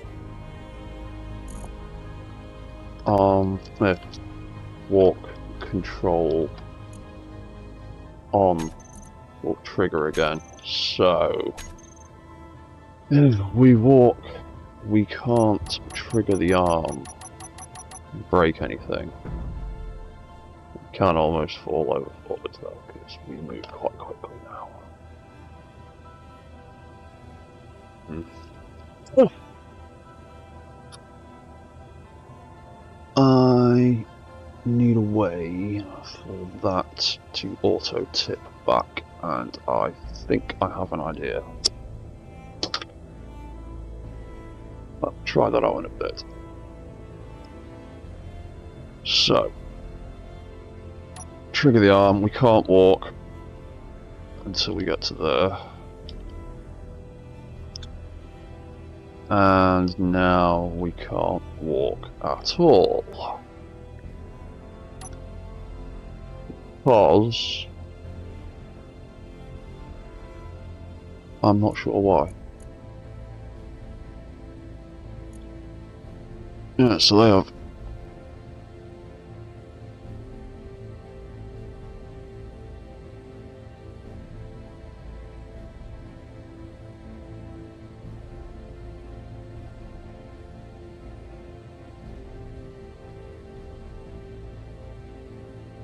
they've both been turned off.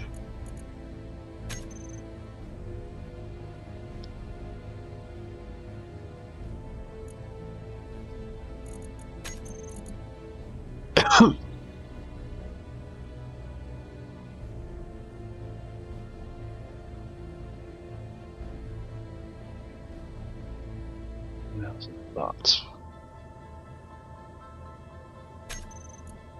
deployed that. Because it's not switched on.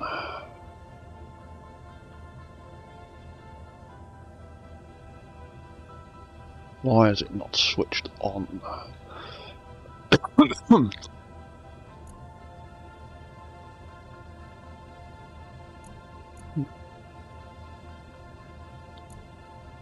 What mode on?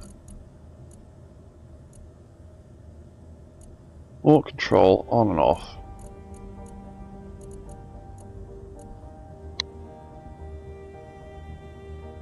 Both turn on.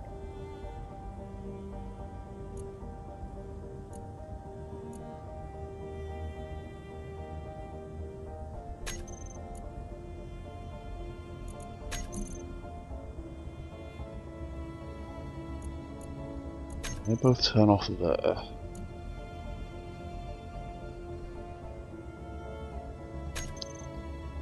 Oh, why hasn't that triggered?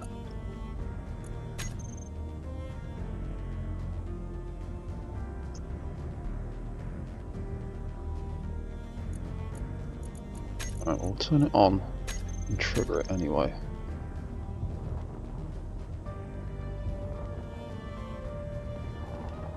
Oh, and we turn it off.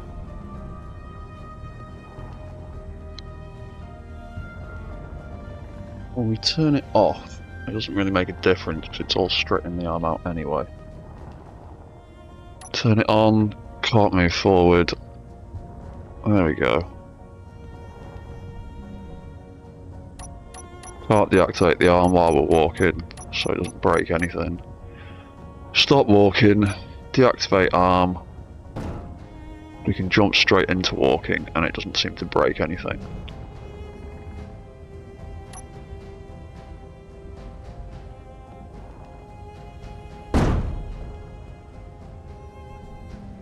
There we go, okay. Ooh, what happened there? Walk off.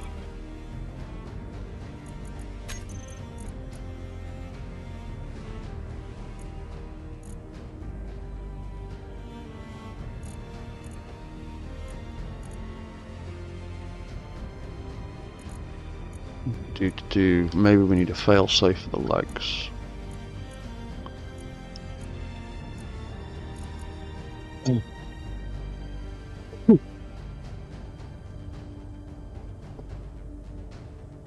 Because that'll have happened because something didn't trigger properly. Get around that. Making sure all the legs are in the right position. So, oh, we'll need to do a separate one for them.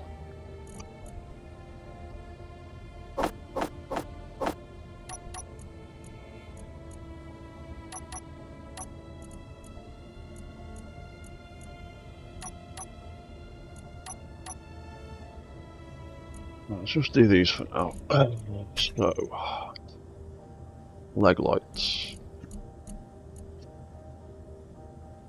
One is on, everything else is off. So one.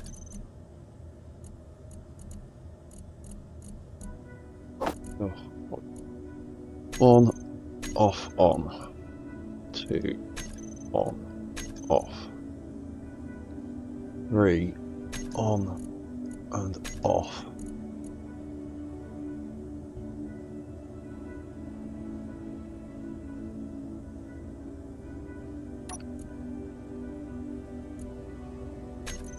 Let's go on there. Off and on and off, on and off. And lights.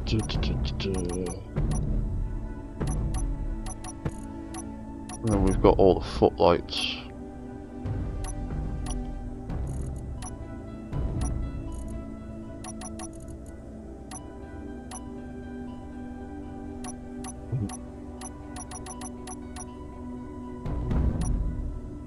What are you doing, Jameson? I'm sure you're set up to detect grids. Why aren't you detecting that? Ploughing and that's supposed to be on.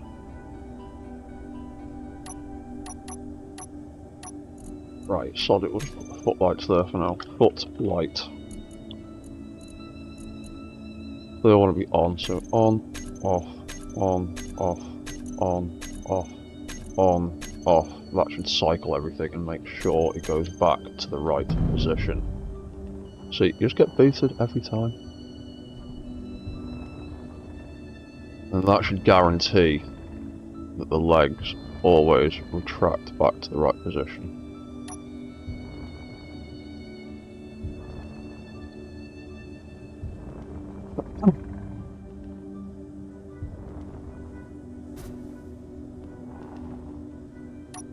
We can't activate the left arm. We activate the left arm, and it won't kick in again until we get all the way forwards and the arm is activated.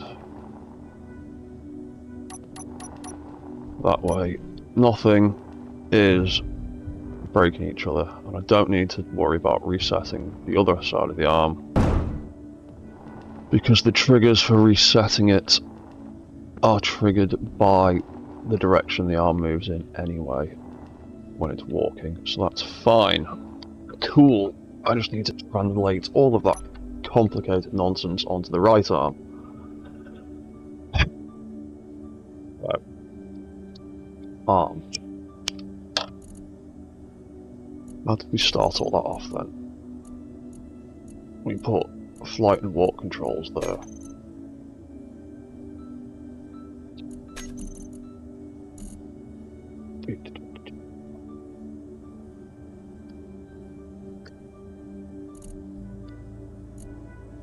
That's page 1.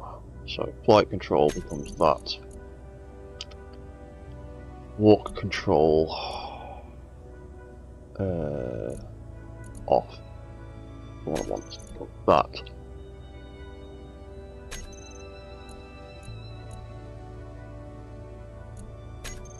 And then it was when we get to deploy, wasn't it? Deploy 02. We'll have walk and flight control triggers at the end.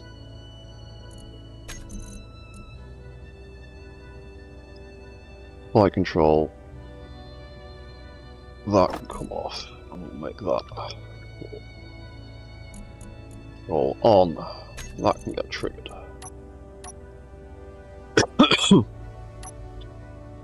I think that now means that when I'm walking forward, I can't accidentally trigger the right arm and break anything. If I stop, I trigger the right arm, and it has to get to its last deploy position before the walk cycle can kick back in. And I can't turn it off while I'm walking, so I can't break anything else. Stop walking, turn it off, and those legs still are doing stupid things. What's doing that then? What is making them?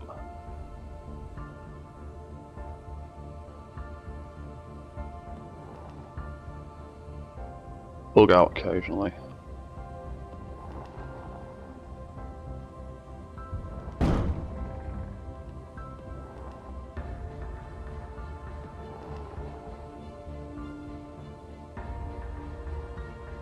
I'm not sure.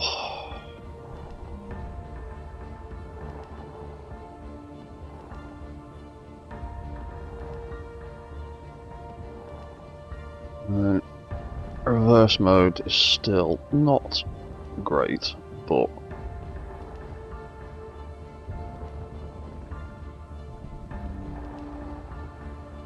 yeah, I need to do a bit more work on that. Because now he's gonna tip over. Unless I kick flight mode in and make him fly forwards.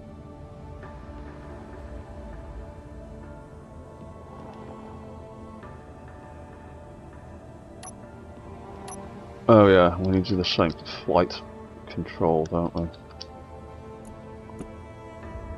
Flight mode on.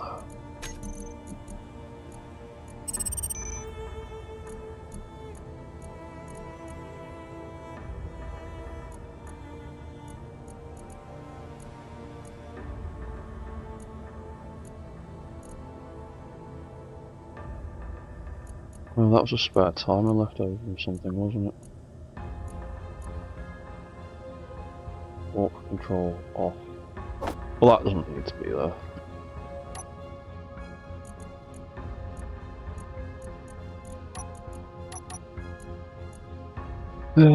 One reset off. White gyros. Yeah, that's fine. That's fine. Flight controls are on. Do. Walk control on. Again, that's something that's left over from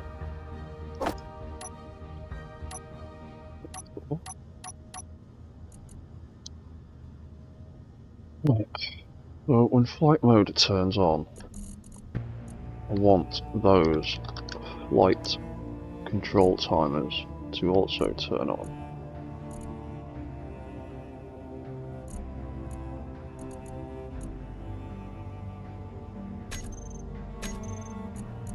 that the arms can trigger them.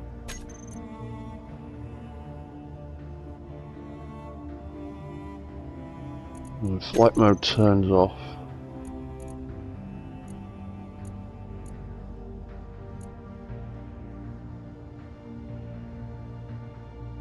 Yeah, nothing needs to be there anymore.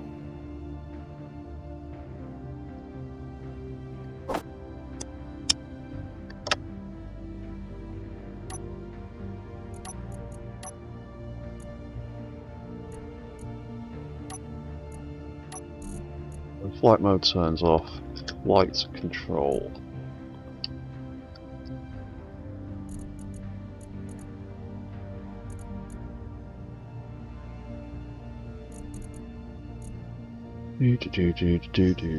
Flight control can turn back on, I'm guessing. Yeah.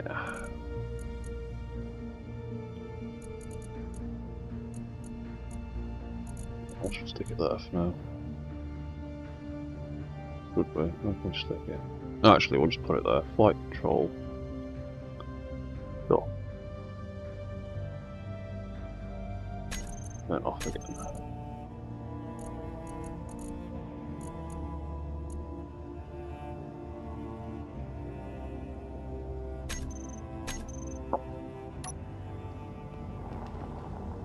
When we're flying, till it gets back to there. Well, that's not triggered anything.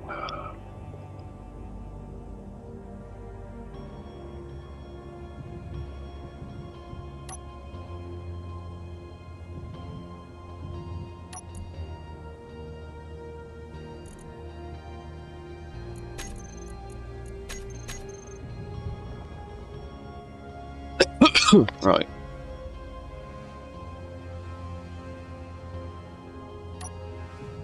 Yeah, I'm on. And yeah. Arm. Deploy. Left. 02. Walk control, flight control, trigger.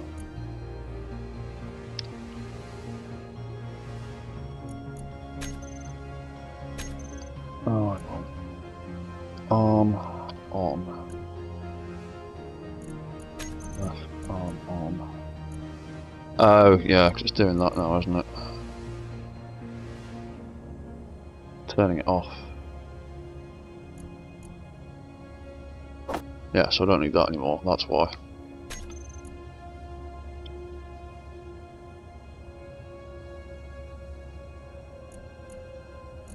Right arm on, so that won't need that either. It just needs those to get triggered.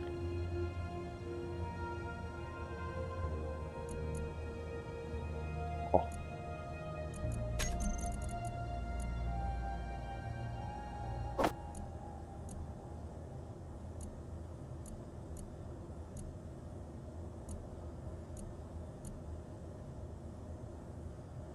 Roll off, trigger.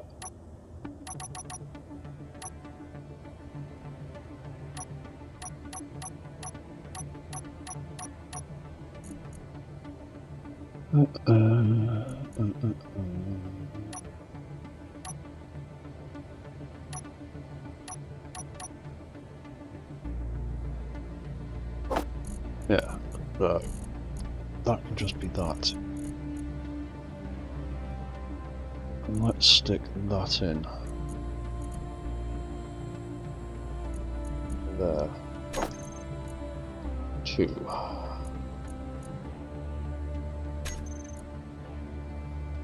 So that turns them off.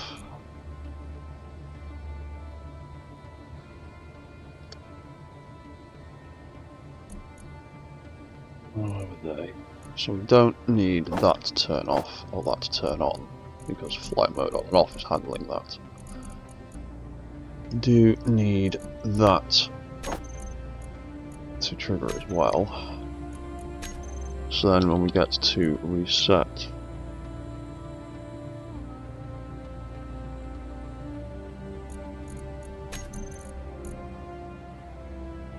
flight control turns back on. Arm left on. Crap, I've forgotten the route. Ah, yeah.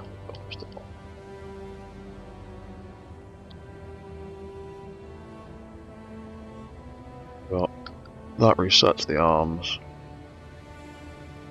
What turns that on? What turns that on? Right, yeah, so I can squeeze in. Walk control.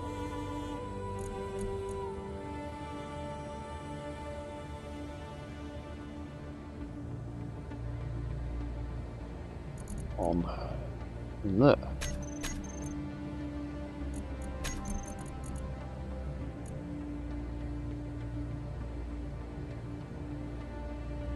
Yeah, that doesn't need to be in there. So, walk control on and squeeze in there. Hopefully, this will make some sense. Or not.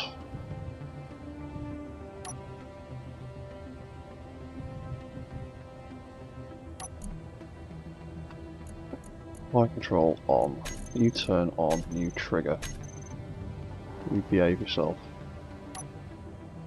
That turns off, that resets. Flight control turns back on. Right. That turns on, can't fly forward. There we go, that kicks back in. And we can't deactivate the arm while the thrusters are active. Stop. Deactivate the arm. And everything is groovy. Can't trigger it while we're flying forwards. Stop. And then we're good.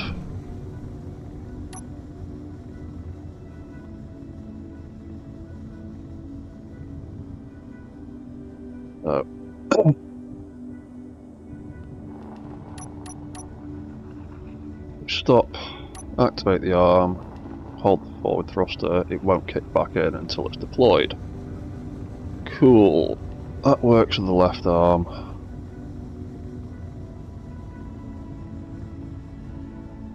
Does it work with the right arm? Can't trigger it while we're flying. Can't trigger it while we're flying. If we stop, hold the forward thruster, nothing happens until it goes back to where it is. Cool. And we can't deactivate it while we're flying or holding the thrusters down. Deactivate it, and everything goes back to normal.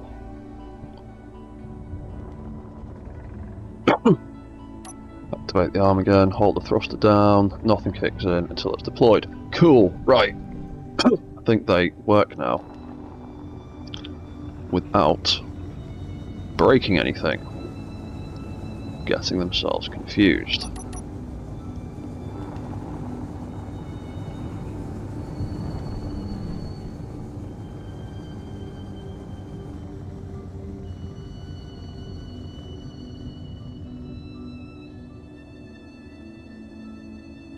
And we can go do, hit a reverse thruster, and nothing will kick in until we get to there.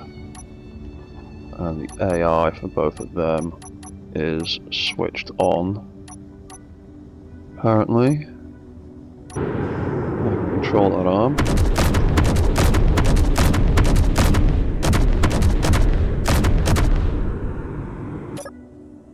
Fine.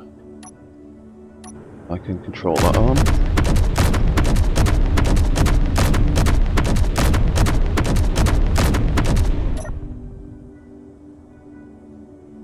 I can reset both of them,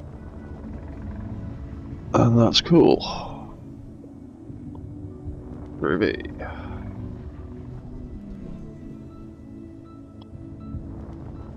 Right, that all works pretty damn well. Nothing's conflicting, nothing's fighting.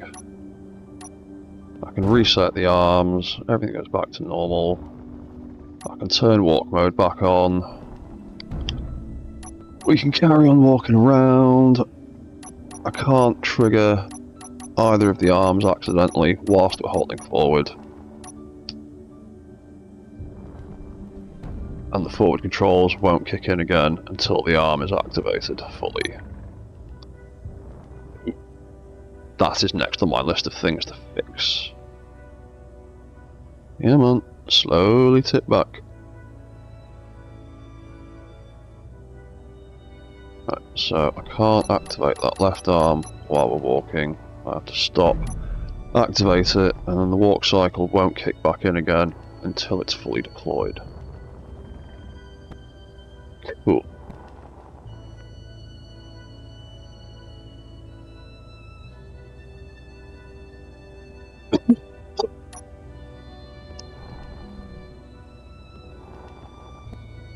That's fine. I can walk about. I can't retract that arm until I let go. Hit retract, and then the walk cycle won't get back in until the arm is happy. Cool. Right, I think I've got a functioning switch system for all of those arms and legs.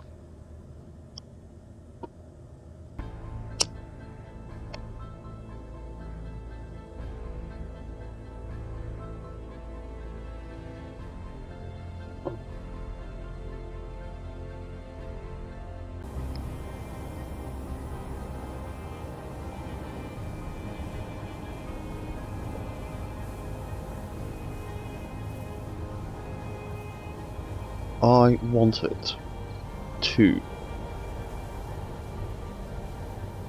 be able to tip itself back and forth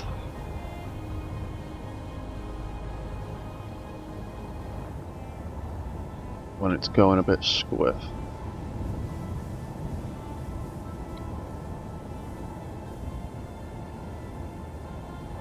What I could do with is some sensors.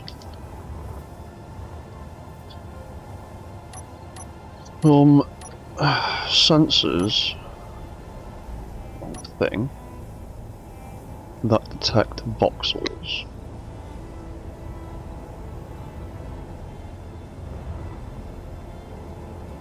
Where could I put them?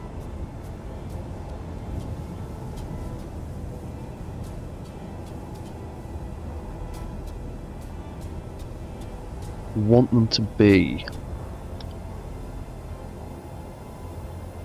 pretty far apart because if they're too close they won't work the way I want them to.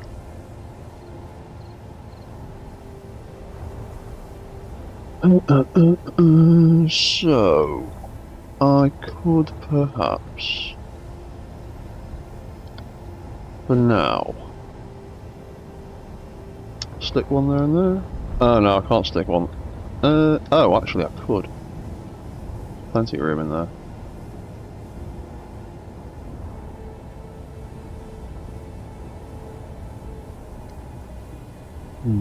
That's a long way up. That has to project a bit more, and that requires a bit more power. If I chop that out and stick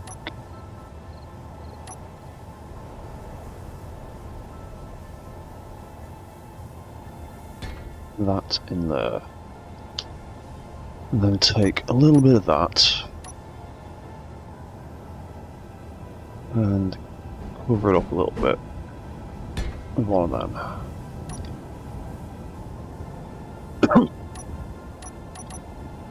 And then we could plop a round sensor on there. That's the only problem, the bright yellow. I don't like the bright yellow. Oh, that's just a bit of a weird shape for that, but smeg it, putting that there. We could have, in theory, one there. We could do same thing over here. 7. There it is. 7. Pop that there. Grab one of them. Stick another sensor there. Right, then.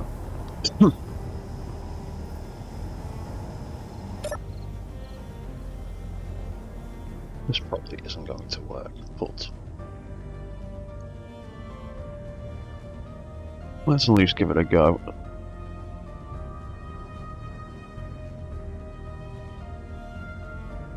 So, these two sensors, where have they gone? Front one, back one.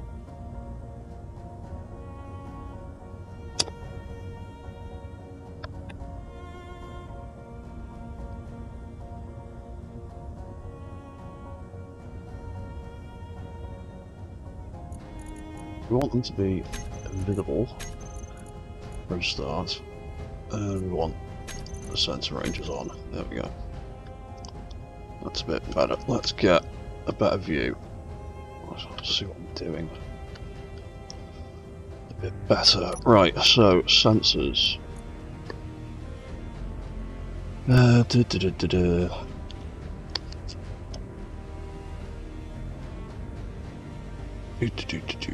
Actually, yeah, just clip walk sensor for now.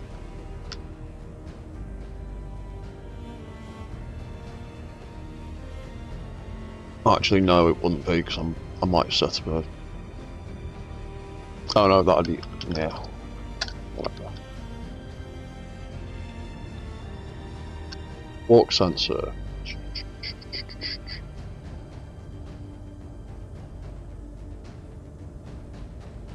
See, so I'll figure out what I'm going to actually do with it later. So we don't need any of that. We don't need any of that. We don't need any of that. We don't need any of that. My idea is literally just have a sensor detecting the we don't need that. We do need asteroids. Don't need any of that.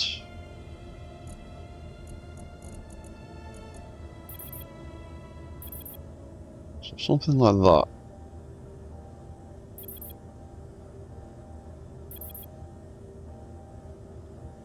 So my idea is when it tips too far forward,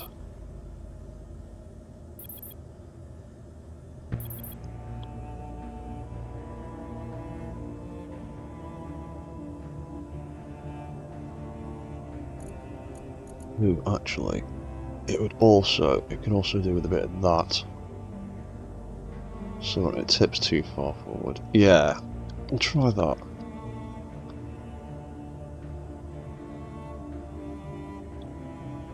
So my idea is when the mech tips too far forward,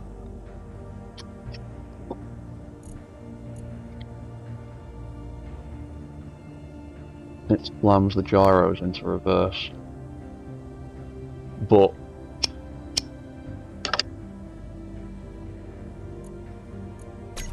I need to figure out what reverse is for a lot of them.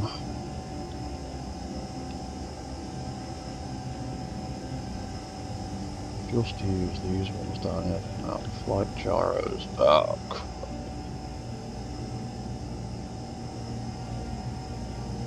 You know what? We will rename them because they're all there and they're all pointing in the right direction, and that is a considerable chunk of them,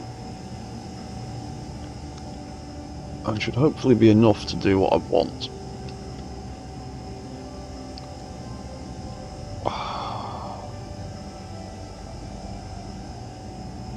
You now get to be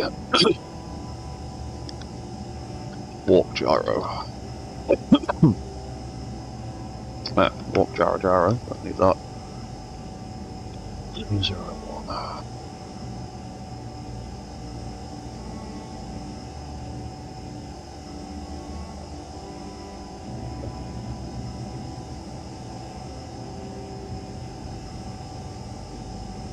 but it's also packed in. I can't really get to it properly. Right, there we go. Post. They're all going to be C02.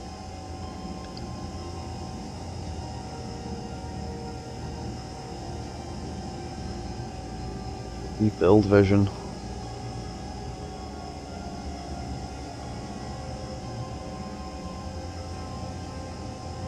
Oh, you know what would be easier? Just to smug it. Where are these gyros? White gyro. There we go. Just do that. You can now be. Oh, smug it. Walk. Gyro C03. Pocket. Right.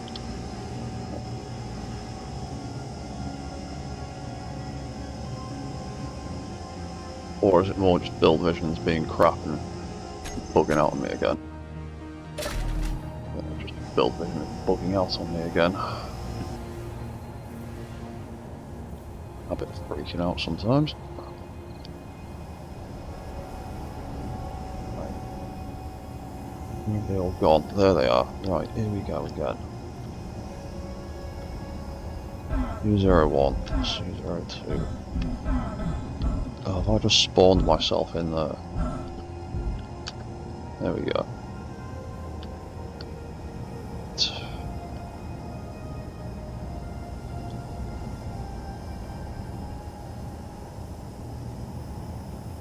Hang on. It's the wrong one. Right. L01. Oh. New settings.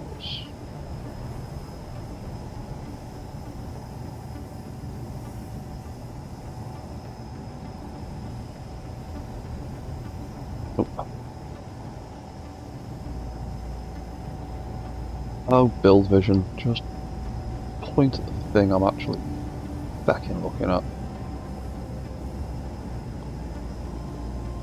You look at the right thing for like a second, what are you doing?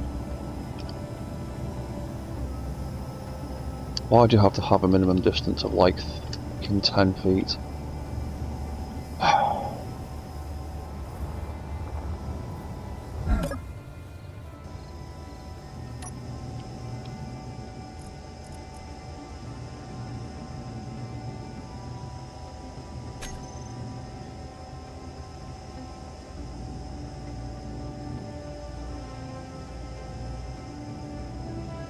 Just look at them from the bottom.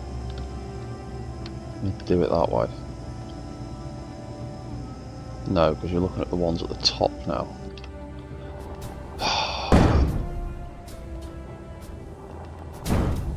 What the hell did I just do?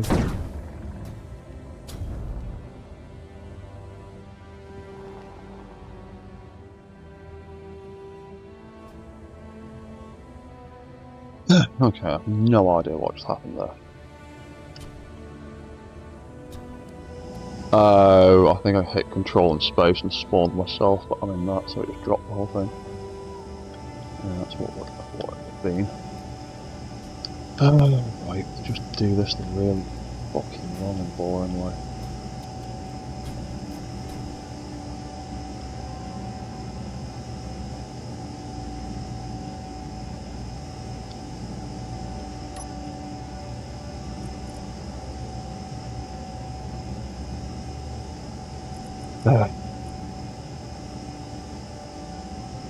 L02, I think.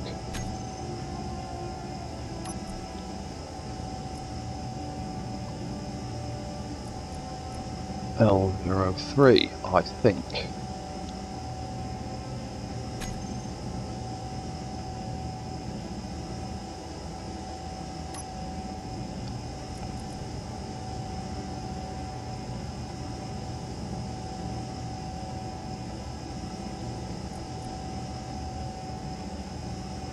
Oh,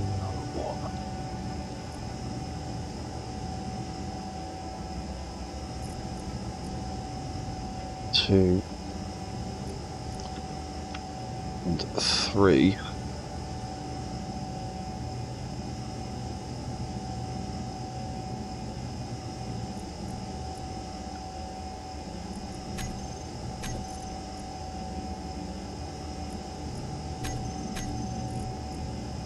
4, 5. That'll be 6. Cool. Right. Okay.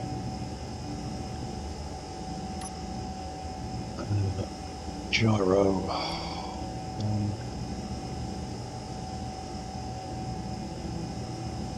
Where are they? There they are. L04.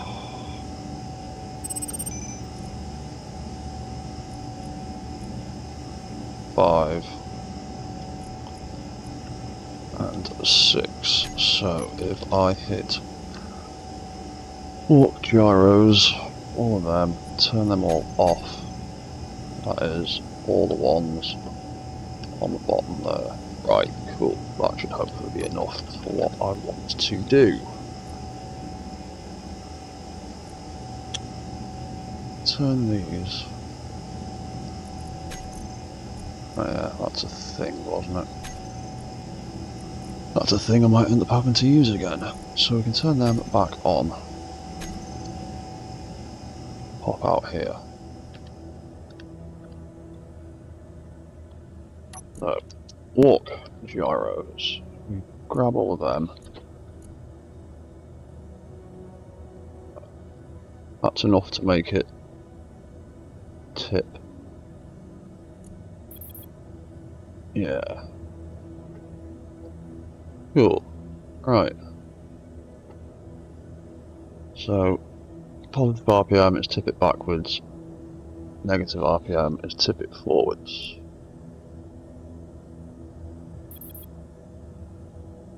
By the way, I've got those gyros set up.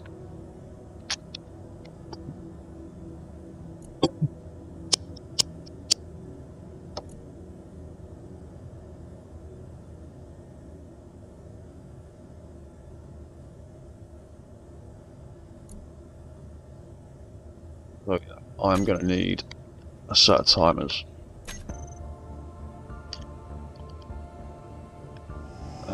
Bum bum bum bum bum. Timers. I've got some of them left. 2 there and 2 there. We'll use those ones. So, walk.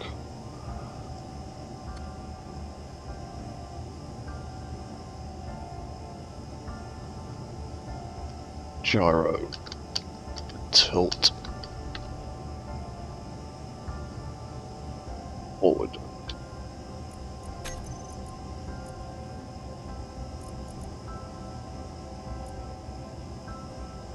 Do. That's that one, isn't it? Yeah. That can be reverse.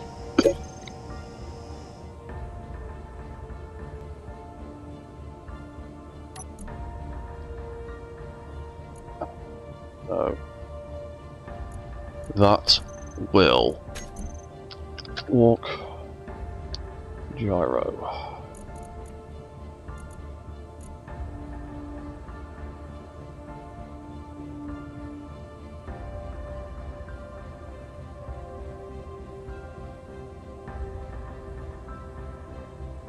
So what that will do is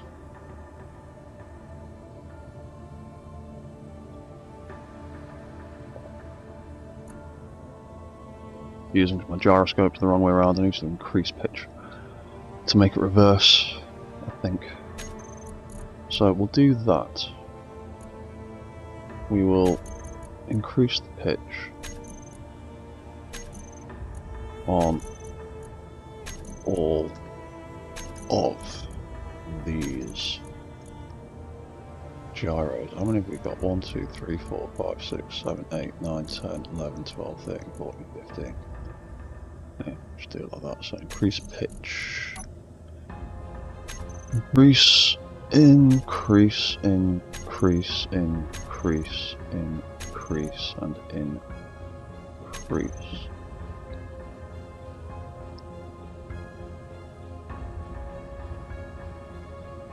Ah. We're also going to need a reset timer. That's alright, because that's what that other warp gyro, that other timer can be. So we need all of that to increase. Um,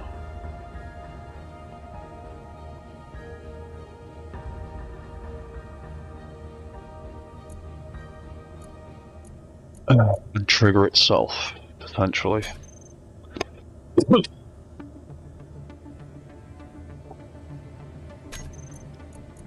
Then the walk gyro tilt off, that can go.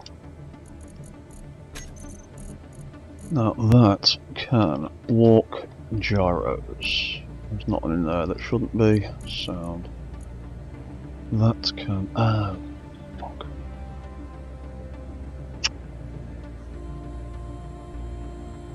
Ah. Ooh. That's a pain. Just realised there's no reset control. It's either increase, decrease, and that's your lot. So, that plan isn't going to work. So what we actually need to do is increase them a bunch of times. So, trigger that. How much does it do?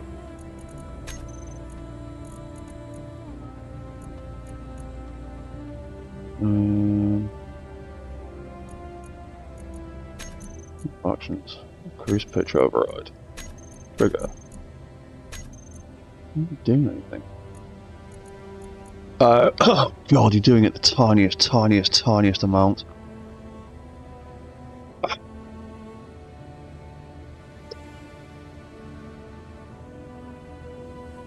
That's pitiful.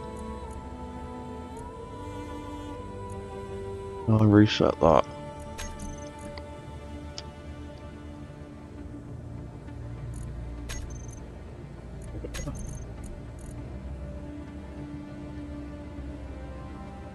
Oh, that is absolutely pitiful.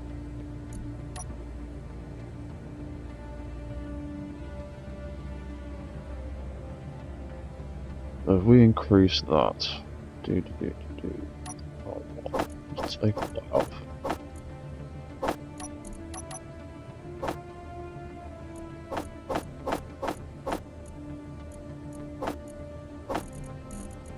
So we'll just do walk gyro C01 for now.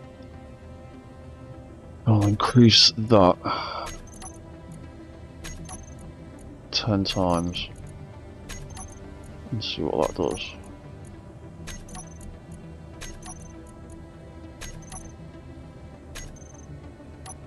There you go, that's all the way through. Trigger that. Oh, and it gets straight to 60. Okay, that's enough. And there we go. There we go. And one gyro's enough. At 60. By itself.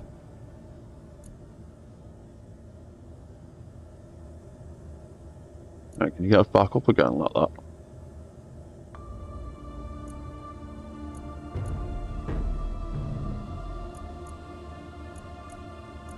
Oh, it's got all of these fighting it, that's why.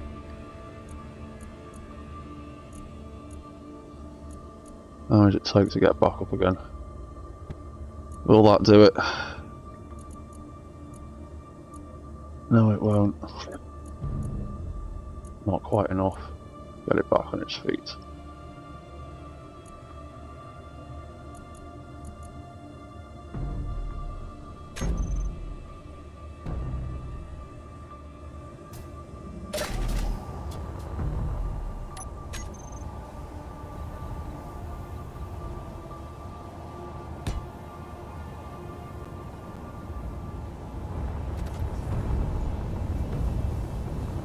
Okay, that's interesting anyway.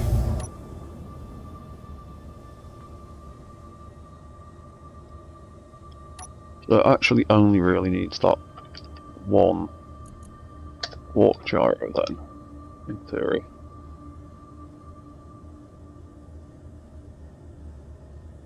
So that put that all the way back there. Tilt off, we want to be the opposite then. Walk gyro.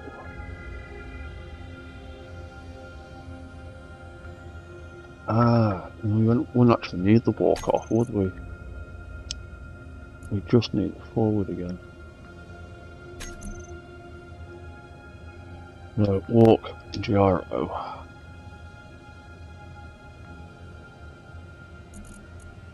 U01. Decrease pitch. Do that 10 times.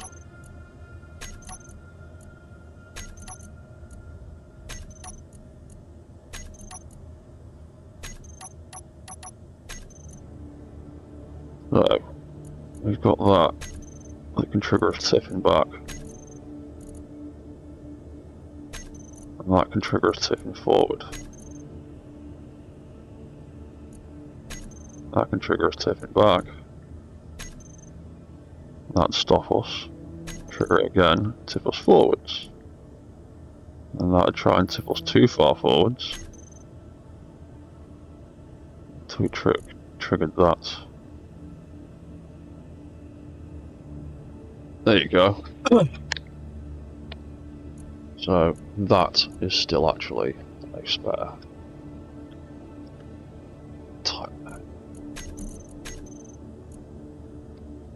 Okay, so, right, this warp gyro sensor malarkey.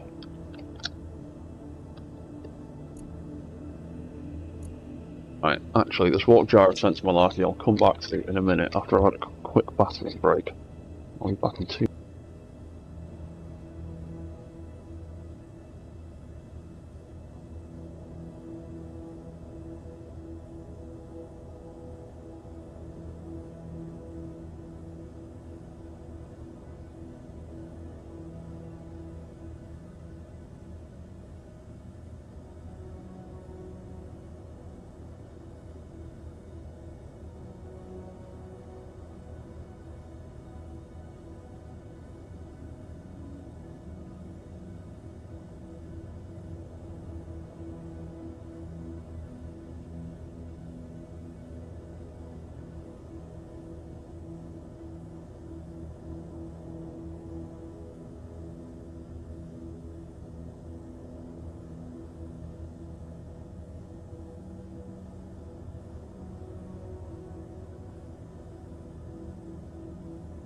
Right, back again. So, my hair out.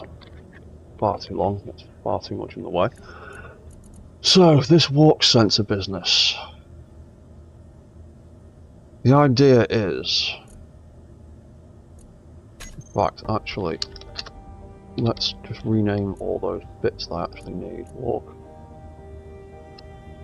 Sensor gyro.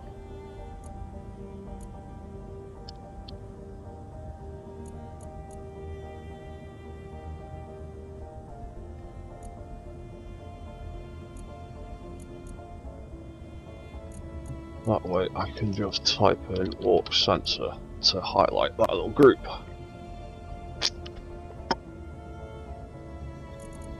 So if I throw that all the way forwards and all the way back, enough the tilt stuff. We just heard that trigger then.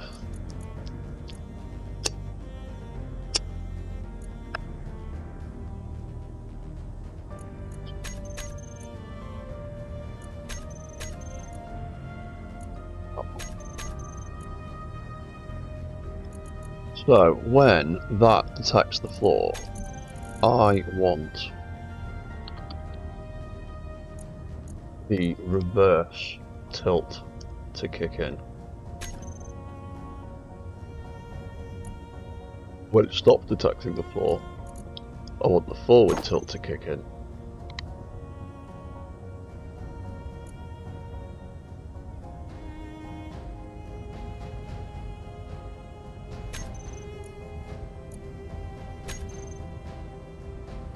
So, that way, if I pop this off a little bit.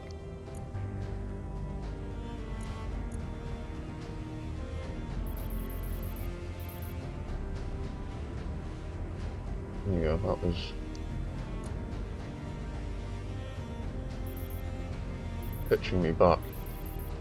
It's trying to. It's fighting with that, so I'm going to turn it off. There we go. I think that might work.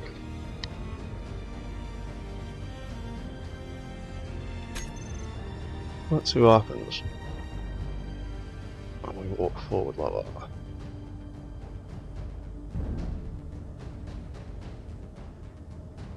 Yeah, that made me tip back. Oh, yes, I think that worked quite nicely. Let's absolutely tie a light into that so that we know that that is working.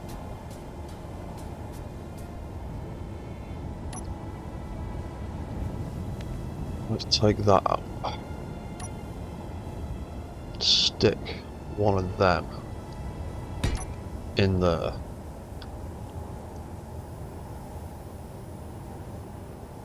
That can be the reverse sensor. Now that we've figured that out.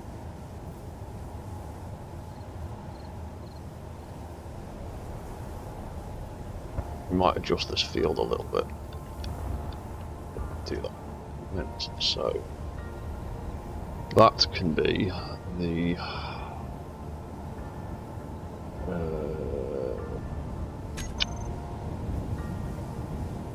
walk.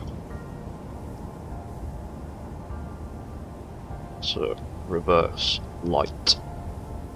And we will make this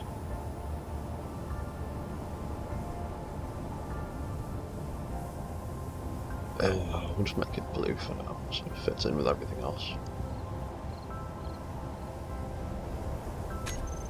Buttons always. So keep pressing the wrong buttons. One, take that off,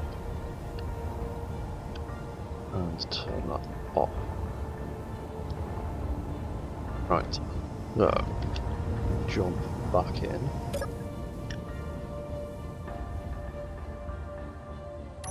No, actually,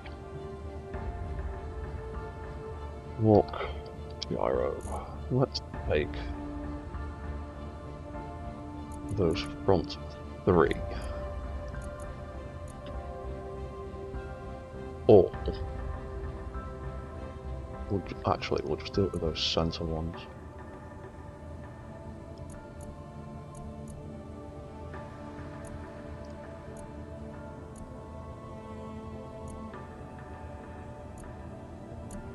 Do it like that, and we have walk, sensor, tilt, reverse.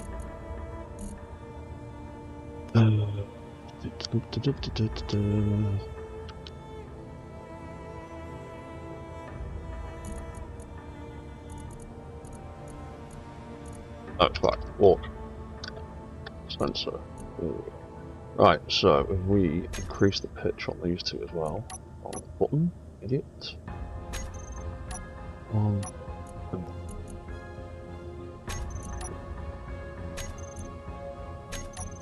One does it quite well.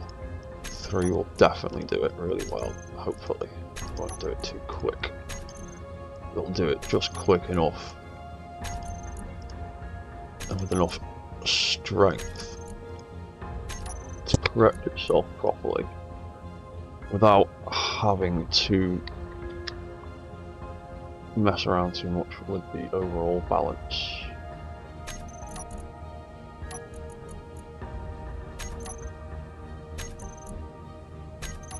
Leave it three straight down the centre line of the mech. There we go, so that's reverse.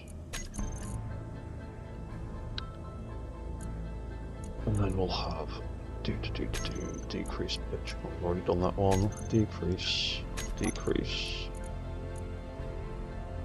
decrease, decrease. Do that for all of these.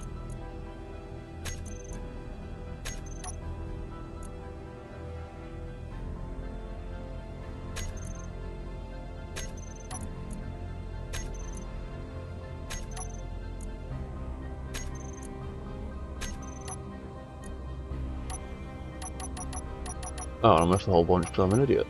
Oh. Started in the wrong place.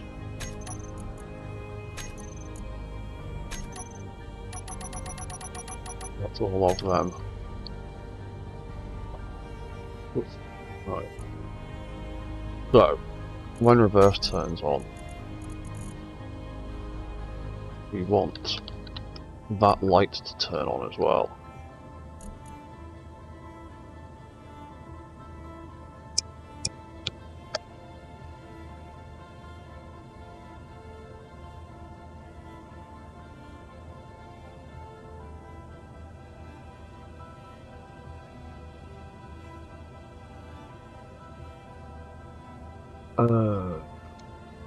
That might be an issue.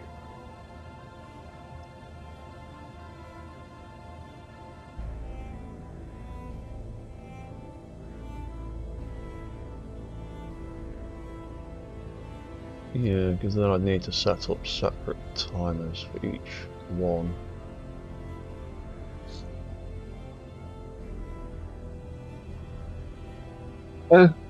I've got spare timers, that's fine, I can do that.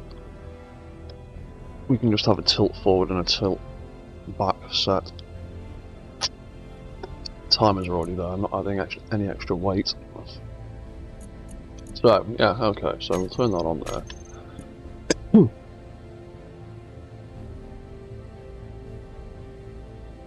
Tilt reverse on.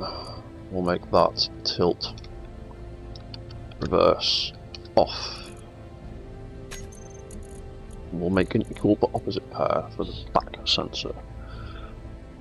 So, walk, sensor, light, reverse, turn, off.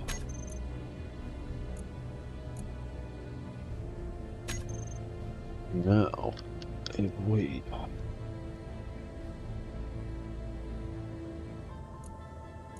tilt ourselves forward, the sense will kick in and it will keep trying to put us back into position.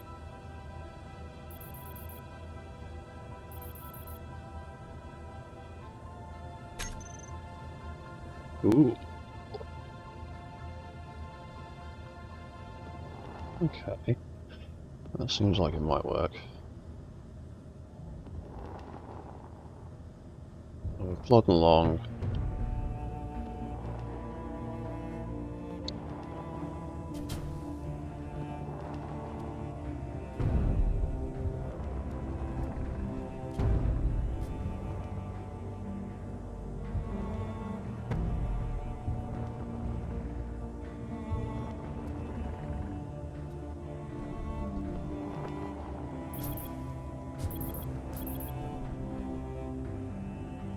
There you go, that made it self-correct pretty damn well. And the biggest issue we have with this mech is the reverse. He's got a lot of weight on him, and he has a tendency to catch his feet a little bit, and then do things like that. Now his warp gyros will hold him there pretty well. This is why I want to do copy settings, copy all, equal with opposite thing on the back here. Paste, so that can be forward. And as we can see, that is triggering already. It is hitting the floor.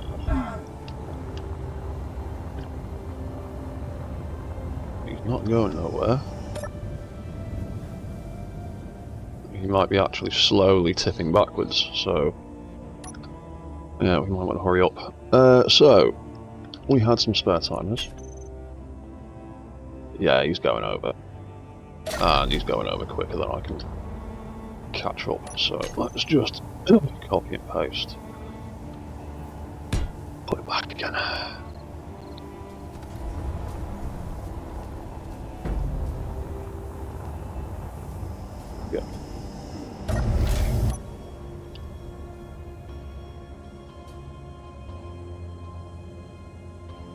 decent position again. So we are down here. Oh, I need to assign those timers first. Timers.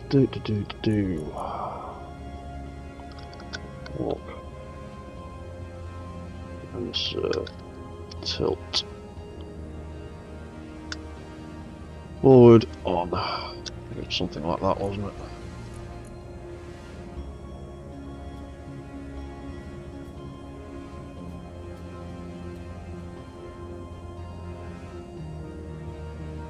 Off, I can't remember. Walk sensor. Yeah, rev on. Right, that's fine. So.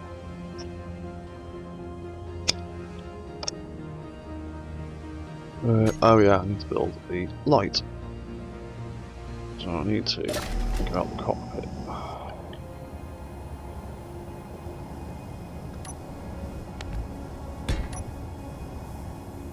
I need to copy and paste that.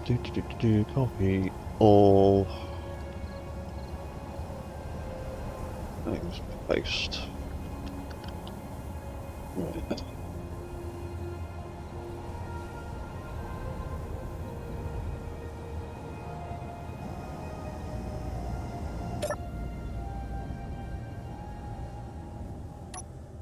Warp sensor system. So making it reverse was increasing, annoyingly. But making it tilt forward will be.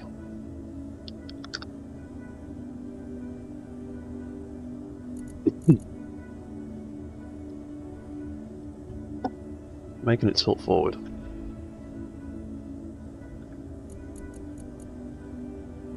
Be decreasing the pitch.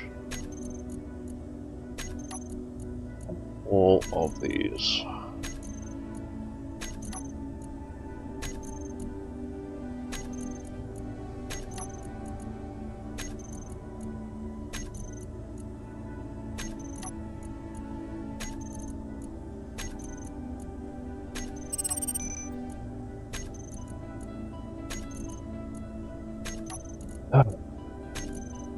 I wish we could select groups of things in the toolbar menu.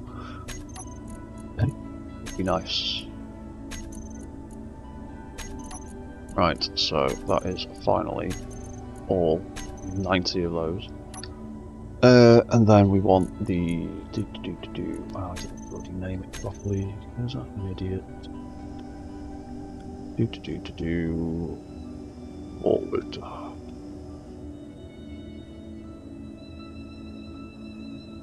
Right. Sensor. Forward. On. Sensor. Light. Forward. On.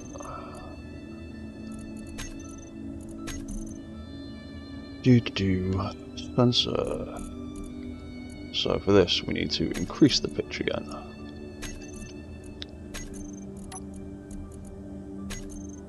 Do this a whole bunch of times.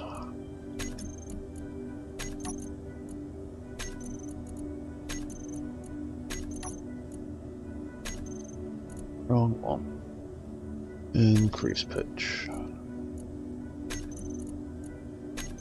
And hopefully this will be a nice little basis for a vanilla tilt control system.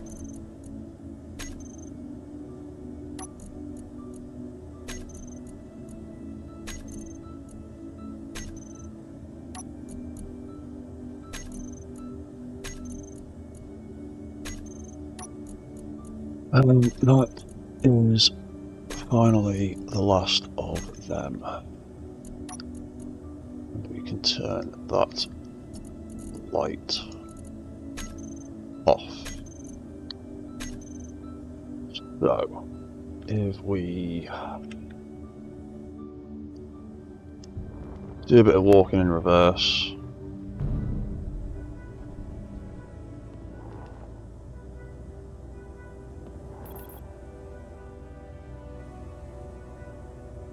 Oh, we actually need to set the sensor up. Idiot.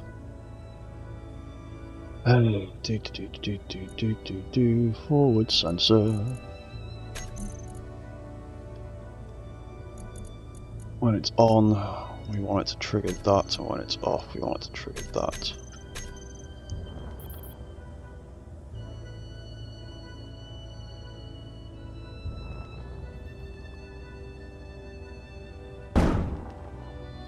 It's going over. It's going on there.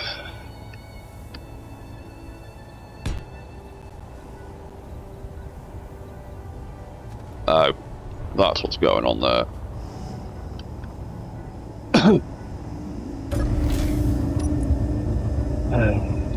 The sensor gyros are being stupid.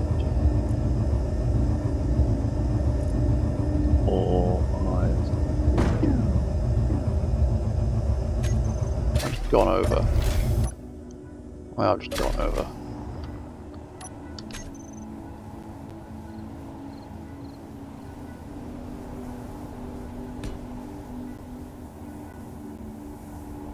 Ah.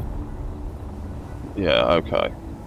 I've got something screwed up there. I think I've got some triggers backwards.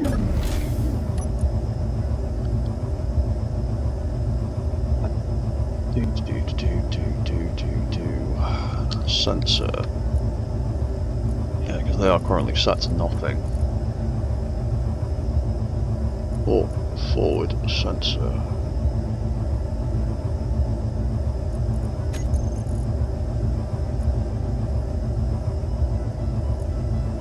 Surely that's set up the right way though, unless I've screwed them up.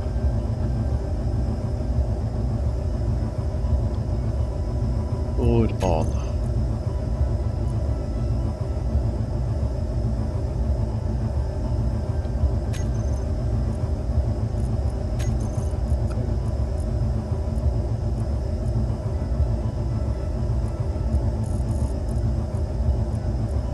Let me just reverse them.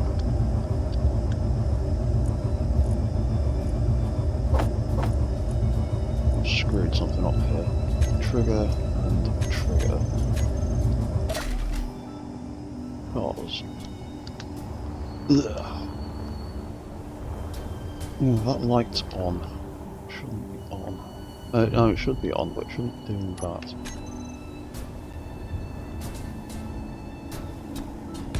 Spawn you like that. You're not trying to do backflips.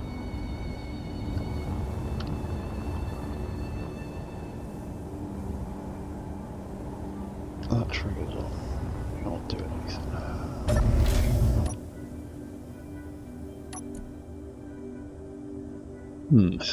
Okay, this is going to be a bit more complicated than I thought. That one. Should be detecting, and it should be triggering that.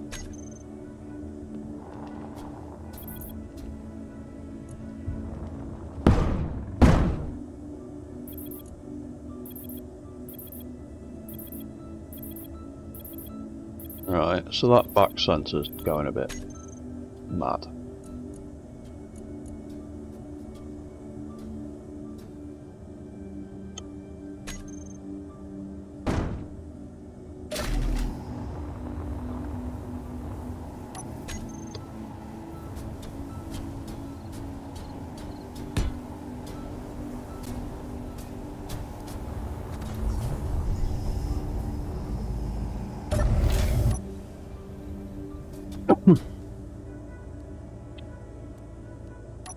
Okay, try this again.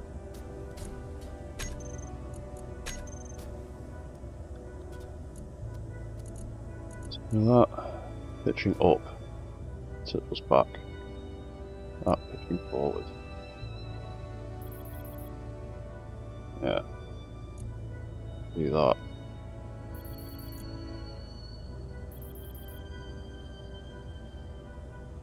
Set that back to there. Okay. Let's reset, let's reset.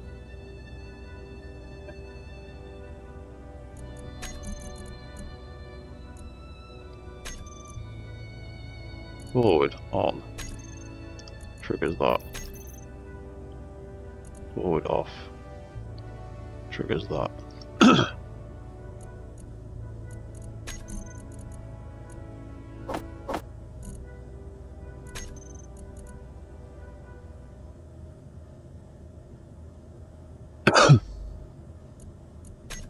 Turn that off. Turn that on. So when you there's sensor forward trigger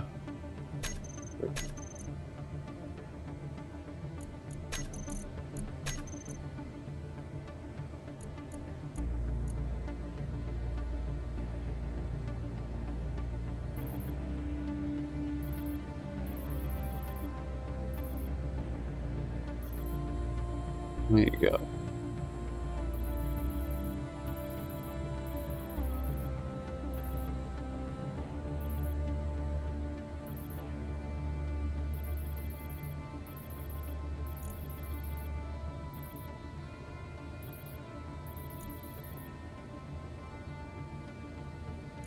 Okay, so I think that's working now. So if we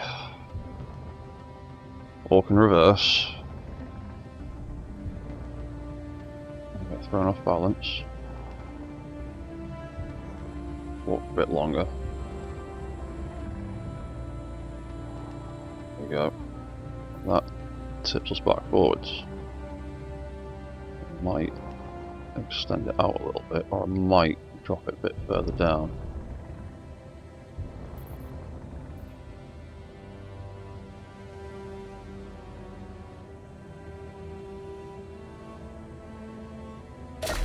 Yeah, okay, that seems to work. So if we... There's again. Sensor, reverse, we turn that back on.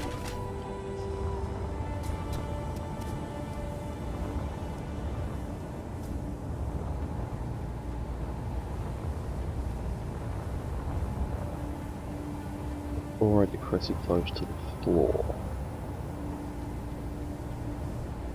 No, we actually just extend the top by another meter, maybe.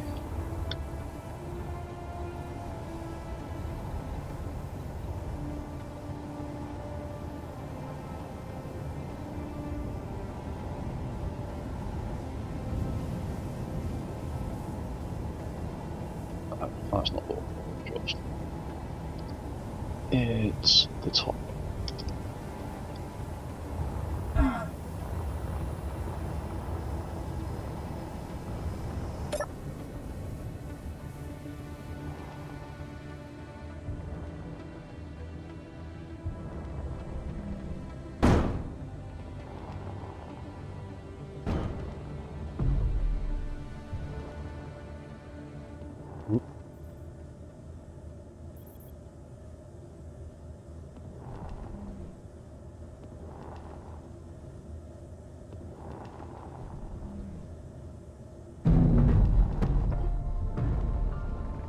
We're always in the way. I told you, you're gonna get kicked to death.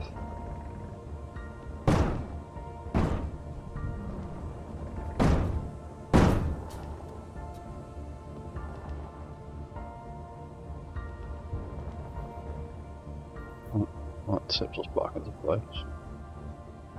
Alright, well that seems to be working for now as a rudimentary kind of tilt control.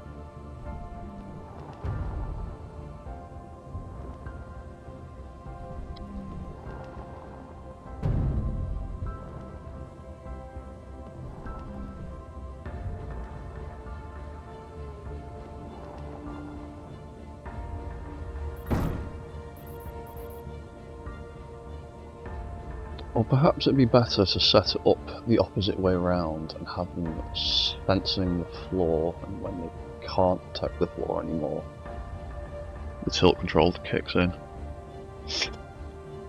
Because otherwise I've got to extend that sensor field a little bit.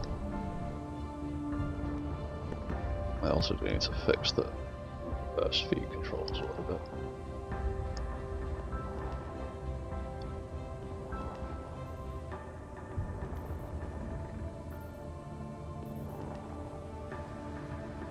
Yeah, that seems to be working pretty well though.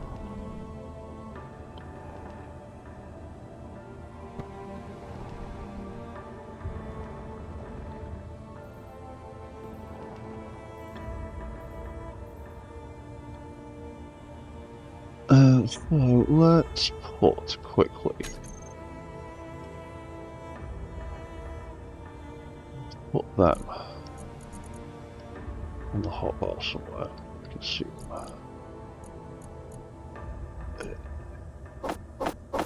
this for now.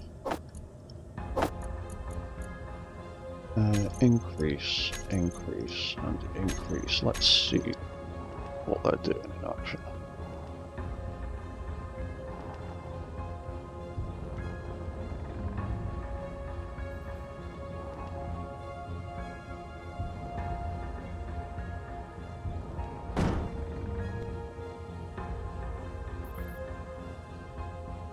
There you go, that's turning them on and off.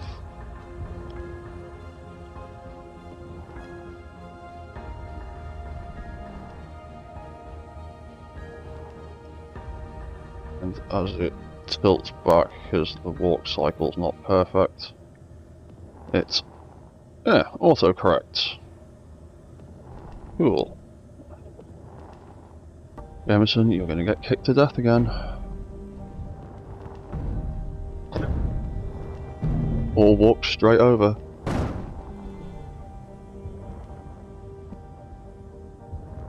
And just clean boot out of the way. Yeah, and that auto-corrects us back into the centre again.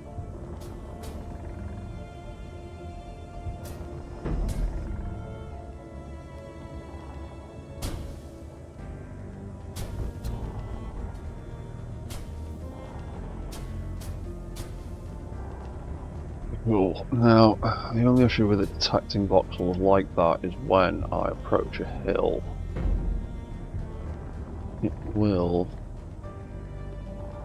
I suppose all it would do is tip me back a bit. Don't know. Don't know how good this thing is with hills yet.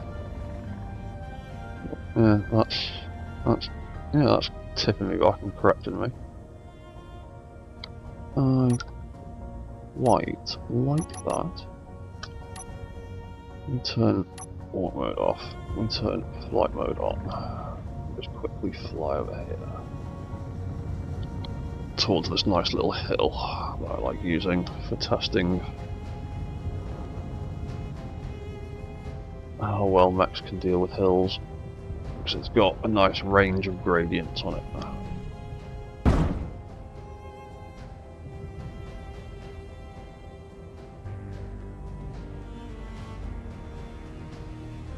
That won't do anything at the moment because I've got flight controls on. If I turn, so if I come in at a crappy angle and turn flight mode off, if I just leave those balance gyros on all the time, it'll always auto-correct. Quite like that idea.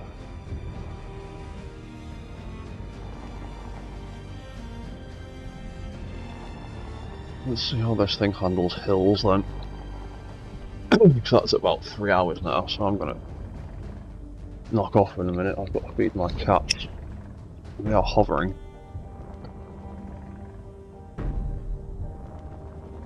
Let's see what this thing is like trying to ascend a bit of a slope. It works real well on the floor.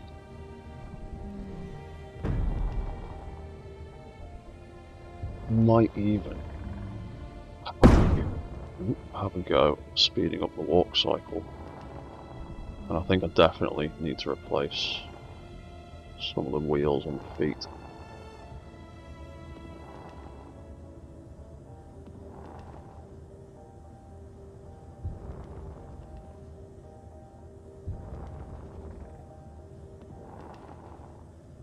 It's not too bad at climbing hills. It's tipping back though, but that auto-corrects us pretty nicely.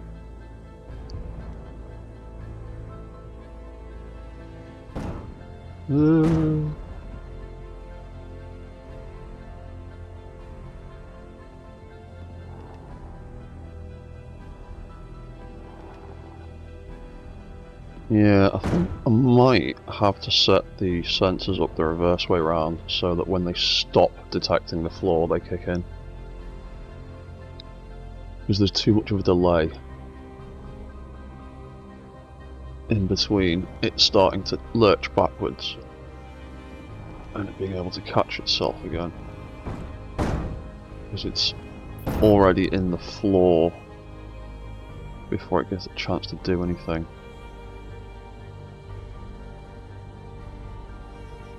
That is trying to correct. So I might end up throwing more gyros in there, but there you go. That has auto-corrected itself around a bit. What happens if we try and go back down the hill? We're going to fall over sideways. So, we could set up another couple of gyros, sensors, to do the same thing on the left and right, and control the left and right balance control. And that way he can auto-correct himself left and right, hopefully.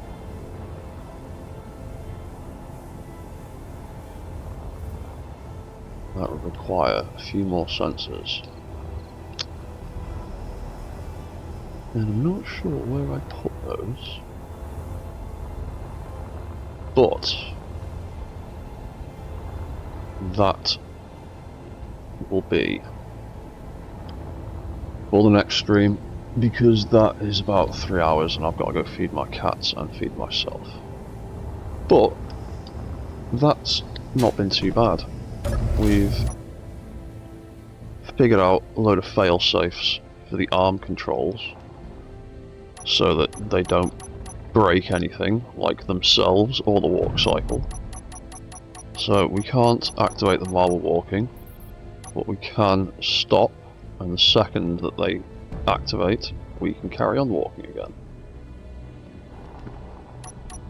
And it's the same in reverse. We can't deactivate them while we're walking, but we can stop walking, deactivate, and the second that they're ready to go, walk cycle can kick back in again at our leisure. And we've got the basis of some balancing auto-correcting going on that controls the gyroscopes, and if we tilt too far forward it can throw us back into position again.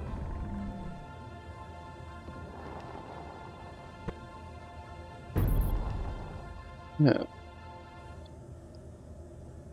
So that works for me pretty well. Turn that off. And we'll figure out more to do with these sensors next time. Which, considering it's Friday evening and it's only about 7 o'clock where I am, might be in about an hour. So I'm going to leave that one there with its half-built self-correcting balance system that definitely needs to be reversed, I think, so that it kicks in when it stops detecting the floor.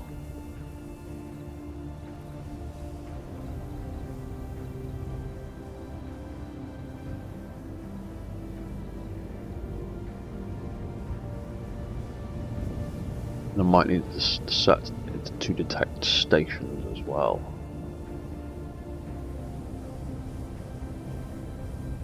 Maybe large grid, I'm not sure. Definitely not small grid. But we'll figure that out next time. So, thank you for watching, thank you for chatting. Oh yeah, I forgot to put up the pictures that I was basing this on originally. well, roughly basing on. The legs aren't anything the same, it's more the weapon design and colour scheme I wanted to pinch. But yeah, I will see you all very soon. So thank you for watching, thank you for chatting. So goodbye for now.